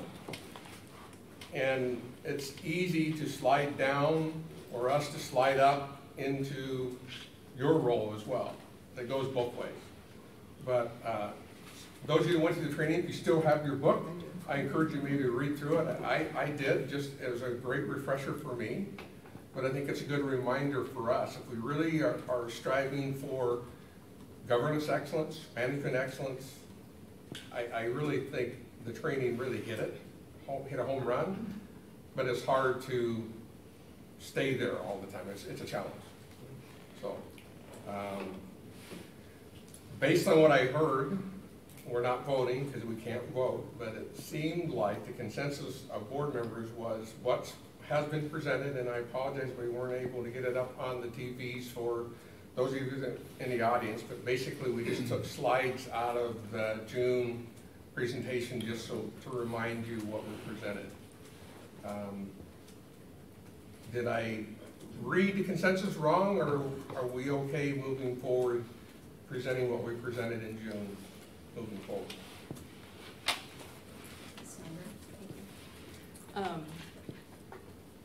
So as I reflected on coming in tonight and the board's role and some of the background work I did, you know, I feel like our role is really to support the process and support the work that's being done in the buildings.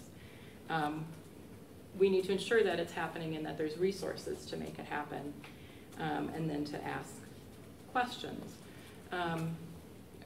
I agree with Superintendent that some of the articles that were given to us were very much focused on administrative data. I think there's not quite as much information in the ether about board's role with data. So I think that can be a challenge. I think that between the last meeting in June and we haven't really touched on it here, the sentiment maybe of the consistency of the reporting, what it looks like, how it comes, that we're doing the same thing, because I think that's helps us be more responsive to it, that helps our community, that helps our transparency. Also, as Director Workman talked about communication and how we're communicating these things, and what are the takeaways that we really want when we come, when the district comes with our discipline data. You know, are there some key messages that we really want to get out, and how do we want to get those out? Because we know that not everybody watches our school board meetings or reads the post bulletin or even sees KTCC when we're on for 30 seconds. So, you know, maybe those are some areas at the board level that we could support the district in communicating more about, as Ann said, some of the things that are going on, the good things. But we don't want to dismiss the bad things either. We do still have this disparity in our discipline data. I also think it would be appropriate at some point to look at, as Director Workman said, where are we going? Where are we going? What are we, you know, if it is our goal to have no disparity, what is that going to look like? What is it going to take to get us there? Is it going to be 5 years? Is it going to be 10 years? Is it going to be ever? I think that would be another piece of information that, or discussion even, of how the administration looks at that. I want to clarify or reiterate a little bit back to Director Schleusner about the data systems. And I do, you know, with all due respect, Director, I know that's your day job, but your job here is governance. So we all need to put our day jobs aside, as our teachers do, and as our family engagement person does, and our pastor does, and our other board members do. But I think the intent of you bringing that up is just a general asking of our administration, continue to look at efficiencies, continue to look at systems. Is that a cycle thing you do? How do you do that? And that to me is the governance piece. We just want to make sure that you're making best decisions on the systems that are going to help our building administration look at pieces of data, and that will ultimately help us. So that's sort of what I have heard in the pieces that have kind of come up from folks around the table. So I have a question. So Carl, has most of this stuff fallen into your lap? With the data? Yeah, the overall analysis and pulling the numbers, it has, I generated. Yep. And supposing you, I don't know how to ask this, how much more does that add to your plate as apart from being the director of human resources? And I don't mean to put you on the spot so you can, plead the Fifth Amendment or whatever you would like to do here. I mean, I'm just concerned about it. People always say that we are so top-heavy in administration, and I beg to differ that we are not top-heavy in our administration. You can just look around even the upper Midwest to see that we really squeeze a lot out of our people. It's something that was when I was in Carla's Department of Student Services. It was something that we kind of inherited then, and it's something that I'm interested in, and I have a background in using Excel a lot. So it's important, it's a requirement, and you make time to do it. However, the new Director of Elementary and Secondary Education is going to, with some training and support from Carl, is going to take over that responsibility. Because I agree, just HR in itself is, when you have over 2,500 employees, there's things that you deal with constantly. And we're fortunate that we've had Carl, who had the skill set to help us do that, but we've realized that he can't do it forever. And we have reached out to some individuals to help us provide see if there's interest in helping us train our people. And we also talked about, Brandon handles the academic side of it. And right now Carl's been doing the discipline side, but can Jackie's office take over both of those with support and with the right training? So we are looking on how to address that. We did struggle for a while on when Harold left. Should we hire a data person? And when we weighed that and weighed the work that needs to happen in Jackie's department, we just couldn't do without that position. Kind of back to what you said, we're not top heavy. We don't have a lot of people just not having anything to do. We have a lot of Amy's has student nutrition services, community ed. I don't know how many community ed departments oversee that, and that's what we do. We try to share the responsibility of what we need to run the second largest employer corporation in the city of Rochester, and but we do know that we need to take that off his plate.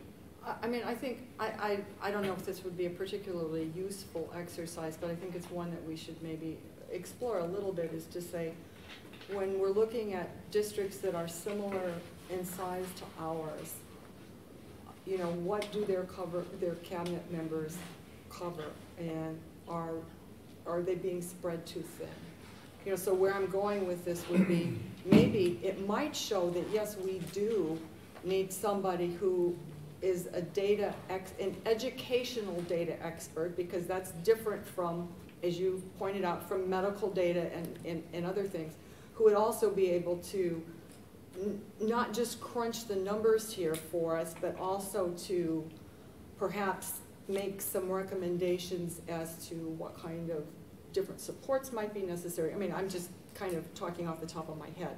I'm not saying that's something we should necessarily do, but once again, at some point, we're going to be looking at the budget, and if this is something that the board and the cabinet and superintendent feel this is a real priority that would really help us to get to our goal of no discipline disparities, then it's something we should consider doing, so that when the budget comes along, we can say, okay, this is how we're going to carve it out. In other words, I guess priorities is really what we're looking at. point well taken. I think that's important. I think we have to focus on the data set that we're going to be looking at. And Ms. Becker, you had another point to add to this issue, the data set issue? I think so. Going back to looking at the data, how it's presented now, and again, I'm fine with how it's presented now. And then also weaving into that, the stories, and I think when Mr. Cascobar came and asked, he said, well, there was like a huge number, it went down. So, you know, what happened? You know, so I think going forward, if you have, you know, it would have been nice to have the principals say, as this data is being presented, have the principals come up and say, you know what, look, this is all the reasons why, you know, we feel it went down. This is some of the reasons, you know, we tried these interventions and, you know, we still need work to do. So that's why these numbers didn't go down, or that's why these numbers went up a little bit, or something. I mean, because there is a story behind why the numbers changed. And I think it's a good time to have the principals come and talk about all the stuff that they're doing in conjunction with us looking at the data, looking at if there's, you know, positive or negative changes in how that works. And finally, I believe we do, on a policy level, have, I mean, we're supposed to be looking at professional services every 5 years. Maybe we need to add a policy that, I don't want to do it something just specifically for database information or something, but 3 years in the computer world is a pretty long time frame. And software, you know, the Watson group being really, you know, brought the number down to maybe it's $10 a student. I don't know, maybe $10 a student is still too much, I don't know. But it's worth a look again. Thank you. When we're talking, can I ask a quick question? When we're talking about format, as I'm flipping through this chart, I'm more of a visual person, and I really like this bar graph that jumps out at me, because then I can really see a whole lot of information as opposed to reading it across on a line. Maybe some other people do better with information in that format, because that was one of the things that we had talked about, is what is the format that we want to be able to actually see the data and to have that be consistent every time we look at it. So, yeah, there was 2 questions tonight. Were you getting the right data, and were you getting it the way you want to see it? So if you don't like the way it was presented in June, now's the time to hear that, so we can prepare for that come January, so we don't present it differently. But so I think it's a 2-part question. Right. The information you're getting, is it what you need? And how it was presented would be important for us, because once we land on that, we can provide that. It's just, if you compare June's to January's, you're going to see a difference, because outside forces were saying add EL and special ed, so we added that. That was not in the January per semester results. So I've said this before, it's difficult for us to throw a dart and wherever it lands, and then you throw the dart again the next time and it lands a different place. We need to land on something. We can produce whatever you want, but we need to land on what that is, and then we can do it. It's just, I think we've been up and down. I think some of it's back to what I mentioned, what I read in here. Outside forces has changed some of it as well. So my goal for tonight was, what data do you need, and how do you want it presented so we can move forward? So what we're hearing is that the data that was presented in June is sufficient for the board, especially I think after knowing how much additional data is collected at the building site. And that kind of information is not the type of thing. Where do fights take place at Hoover, for instance, isn't something that we're going to do anything about. So we're okay with this data set. And do we prefer numerical format that was provided in June or bar graphs? We can't vote. So why don't we just each share how we feel about those things? Ms. Seelinger, how do you? How do I feel? In my teeny tiny bit of looking for one other district who might represent similar, I went to Robbinsdale. It was one of our friends on AMSD. They look to use the, is it the bar charts? Bar graphs, which seemed a nice, an easier visual perhaps than the numbers. They also used a lot of,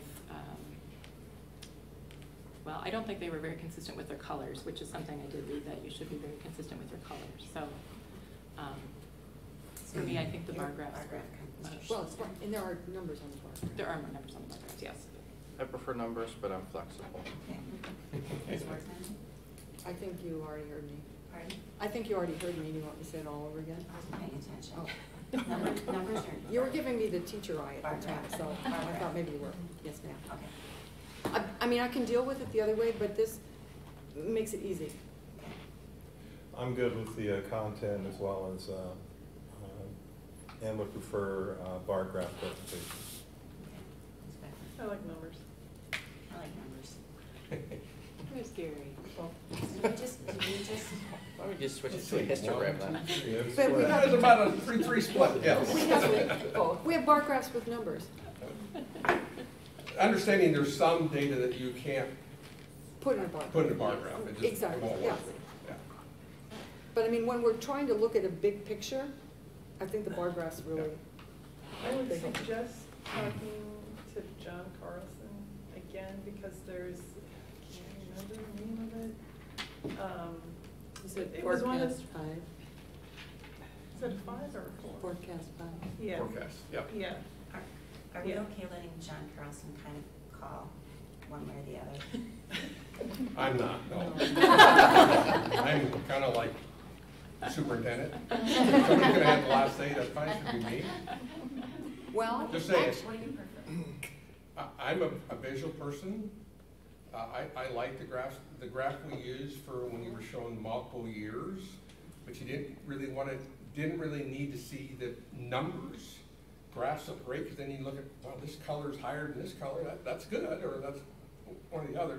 But when you want to look at like the data where we showed, compared the years and the percentage of referrals to the percentage of different races, that would be difficult to see and put in a graph.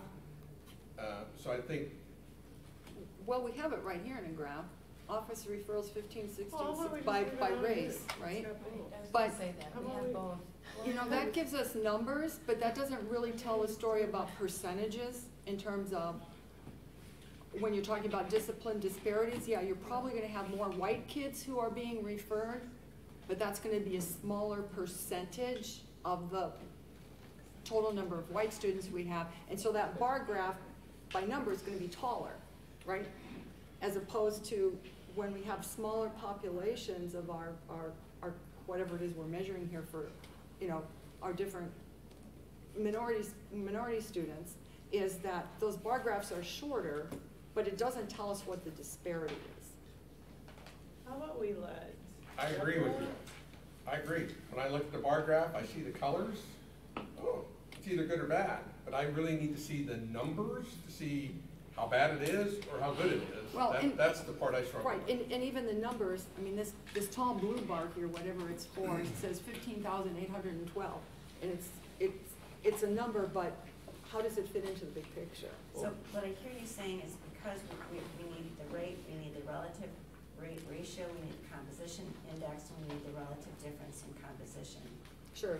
that numbers work better. Is that what I'm hearing you say? I have no idea, Well, if that's what you're hearing me say. Gene, I think we did land in complete agreement that content is okay. Now we're lapsing into format. Why don't we, since we're governance, not management, allow the superintendent to present the information that he feels best. And we'll use both. Okay, perfect. That works? I think I'm hearing everybody say that works. Anything else? For the good? If I could just briefly say, so we should anticipate, and we've heard the importance of the telling the story messaging. So as long as will be releases of information that speak to disproportionality, there will be probably a corresponding reaction on the part of media and or community. So it will be important that a message accompany, if you will, the release of information to tell the story. To tell the story of what we're doing, and Right. not to put too fine a point on it, but I think at the end of the day, we have to agree and we have to enforce the fact that we have a problem. We have disparities and we will not rest until that gets better and then it disappears. We have to do better. I don't think anybody's never said that. I mean, Absolutely. disagreed with that statement. But I think that needs to be our last message Yeah. because we are absolutely committed to that. Right. So. Full transparency. Next, I know you were getting up, but remember MDE changed the racial categories. So when we bring January's, it's gonna look a little different because they've added, So it used to be Native American, Asian, Hispanic, Black, White, the 5 local. MDE is switched over to federal, which is Hispanic or Latino, American Indian or Alaska Native, Asian, Black or African American, Native Hawaiian or other Pacific Islander, white, 2 or more races. so there's gonna be more categories. Right, right. Okay. So we can get ahead of the story though, Yeah. and inform the community in advance. We're not doing anything funny or manipulative with the data. We're just being compliant. Right. Okay. Yes. I think the communications piece is important, and maybe we could discuss that further whenever it is we have a study session on the communications audit and all of that. We get a little bit more information about what we're doing. I know we're all tired and wanna go, but help me understand the communication piece with what. Well, I mean, we were talking about how do we push out information to the public in terms of, I mean, exactly what we were talking about here tonight, in terms of the stories, the numbers, the data, what does it mean? What are we doing to address it? What kinds of progress are we making? And I mean, we're gonna get these reports twice a year, but I think it might be helpful rather than, maybe in addition, is maybe a couple of principals could come in, not just at those 2 times, but to say, this is what's happening in our building and these are the successes we're having, or here's where the board can help us out because maybe we need more resources, or if they prefer not to present that, then, I mean, you could, I don't care how you present it, but just to kind of keep us abreast of what's working and what's not working, so that at some point we may say, you know what, we just really need to spend a whole lot more, I'm not gonna use the word spend, we need to invest a lot more in what we're doing, or maybe in this particular area, we need to target it a little bit more, that's all. I think from my perspective, it's looking at this similarly to our MCA data, which we generally have a statement that we put out every year. And so if we're releasing, I mean, this is a big initiative. This is a topic in the community. I don't think that, I think it would warrant potentially some strategic, press release or something, created on our website about the report, and not just let the newspaper or the media take the story for us, that we are a little bit more proactive. We did send out a press release for January data and for the June data, so we did do that. Okay. Unfortunately, some They took choose it, not right. to cover Absolutely, it, okay. so. Yeah. Okay. This meeting is adjourned at 8:48 p.m.